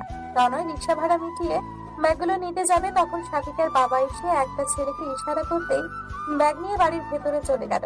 সাফিকার বাবা সবাইকে উদ্দেশ্য করে বলল, এই যে আমার সাফিকার বর, তোমরা তো পাগল হয়ে গিয়েছিলে ওকে দেখার জন্য, এবার দেখো। সাফিকার বাবার কথা শুনে সানিয়া আর সাফিকা সহ সবাই ওইদিকে তাকালো। সাফিকার পাশের বাড়ির এক চাচি বলে উঠলো, এ তো আমাদেরই ছেলে, একে আর নতুন করে দেখার কি আছে। তারপর আস্তে আস্তে সাফিকাদের বাড়ির সামনে থেকে ভিড় কমতে লাগলো। সাফিকা অনেকদিন পর নিজের রুম পেয়ে ভীষণ খুশি। ফ্রেশ হয়ে বিছানায় শুয়ে পড়লো। তনয় ফ্রেশ হয়ে বাথরুম থেকে বের হয়ে দেখে যে সাফিকা শুয়ে আছে। তনয় বিছানায় বসে বলল, নিজের বাড়ি এসে আমাকে দেখছি ভুলেই গেছো, আমার কথা কি মনে আছে? তনয়ের কথা শুনে সাফিকা বিছানা থেকে উঠে পড়ল। এতক্ষণ তনয়ের কথা ওর আসলেই মনে ছিল না। এবার তনয়ের দিকে তাকিয়ে বলল, আপনাকে কি করে ভুলতে পারি বলুন? এরকম জলজান্ত একজন মানুষ সামনে থাকতে তাকে ভুলে যাব? তনয় সাফিকার দিকে এগিয়ে যেতে যেতে বলল, আমার তো তাই মনে হচ্ছে। আপনার মনে হলেই হলো, আমাদের গ্রামে এসেছেন, আজ আমি আপনাকে সারা গ্রাম ঘুরে দেখাবো। আজকেই তুমি ক্লান্ত হয়ে যাওনি? আর এমন ভাবে বলছো যেন এই গ্রামে আমি প্রথম আসলাম। নিজের বাড়িতে আসতে কেউ ক্লান্ত হয়? আমার তো এখনই ছুটে যেতে ইচ্ছে করছে। যাবেন? নিজের গ্রাম হলেও আপনি এখনো এর কিছুই চেনেন বলে মনে হয় না। তা অবশ্য ঠিক। আর এখন যাবে? মাত্র আসলাম। তনয়ের কথা বলতেই সানিয়া ওদের রুমে ঢুকে পড়ল। সাফিকা আর তনয় পাশাপাশি শুয়ে আছে দেখে সানিয়া মুখ ঘুরিয়ে নিয়ে বলল, সরি, আমি নক না করে এই রুমে ঢুকে পড়েছি। আসলে মা ডাকছে খাওয়ার জন্য। তনয়ের সাফিকা উঠে বসলো। তারপর তনয় বলল, মুখ ঘোরাতে হবে না, ভেতরে আসো, বসো। সানিয়া চলে যেতে যেতে বলল, এখন বসবো না, তাড়াতাড়ি আসুন, ক্ষুধার লাগেনি আপনাদের? খাওয়া দাওয়ার পর সাফিকা সানিয়ার সাথে গ্রাম দেখতে বেরিয়ে পড়ল। তনয় অনেক ক্লান্ত ছিল, তাই শুয়ে পড়ল। সন্ধে হয়ে গেছে, তবুও সাফিকাদের ফেরার নাম নেই। তাই তনয় ওদের খুঁজতে বেরিয়ে পড়ল। কিন্তু ও গ্রামের তেমন কিছুই চিনে না, কোথায় বা ওদের খুঁজবে।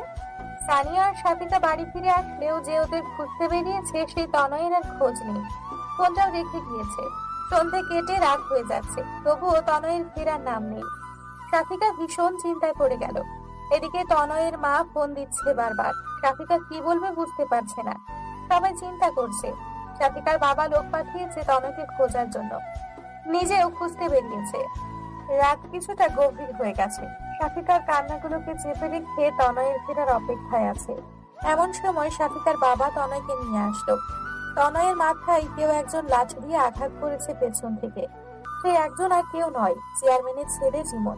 তার মানে ও বিদেশে যায়নি। সবাইকে মিথ্যে বলেছিল যেন সাফিকা গ্রামে আসে। তনয়কে আরো মারতো, কিন্তু ভাগ্যক্রমে সেখানে সাফিকার এক চাচা পৌঁছে যায়। আর তাকে দেখে রিমনরা চলে যায়, কারণ ওর চাচার সাথে আরো কিছু লোকজন ছিল। ওনারা একটা কাজ থেকে ফিরছিলেন। তারপর ওনারাই তনয়কে ডক্টরের কাছে নিয়ে গিয়েছিল। তনয়কে ব্যান্ডেজ করা শেষ হলেই ওনারা সাফিকার বাবাকে খবর দেয় আর বাড়ি নিয়ে আসে। তনয়ের মাথায় ব্যান্ডেজ দেখেই সাফিকা ছুটে যায় ওর কাছে। তারপর কান্না করতে করতে বলে, আপনি একা কেন বের হয়েছিলেন? কালকেই আমরা ফিরে যাব, আর আপনাকে এখানে আসতে দিব না। তনয় রুমে গিয়ে সাফিকাকে শান্ত করে বলল, আরে কিছুই হয়নি, আমি ঠিক আছি এখন। তুমি চিন্তা করবে বলে তোমাকে জানাতে বারণ করেছিলাম। হাসপাতালে গিয়ে কান্নাকাটি শুরু কর। আর ওই রিমনের ভয়ে তোমাকে ফিরে যেতে হবে না। আমি পুলিশে খবর দিয়েছি, ওরা ওর ব্যবস্থা করবে। আমরা যে কয়দিন আছি ও আর আমাদের বিরক্ত করতে পারবে না। আর বাসায় এ কথা জানানোর প্রয়োজন নেই। মা অযথা চিন্তা করবে। সাফিকা তনয়ের মাথাটা ঘুরে ফিরে দেখছিল। তনয় একটানে সাফিকাকে নিজের বুকে টেনে নিয়ে বলল, তুমি পাশে থাকলে এসব ছোটখাটো আঘাতে আমার কিছুই হবে না। তুমি তো আছোই সেবা করার জন্য। বউয়ের সেবা পেলেই আমি সুস্থ হয়ে যাব। সাফিকা তনয়কে আরো শক্ত করে জড়িয়ে ধরে বলল, আর কখনো এমনটা করবেন না। নিজের খেয়াল রাখতে পারেন না। আপনার কিছু হয়ে গেলে আমার কি হবে? মাকে কি জবাব দিতাম? আচ্ছা, এখন তো আমি ঠিক আছি নাকি? এবার কান্না থামাও আর একটু হাসো। এই অবস্থায় কেউ হাসতে পারে? তুমি হাসো। তারপর সাফিকা ওর মনে থাকা সব শঙ্কাগুলো তনয়কে জানায়।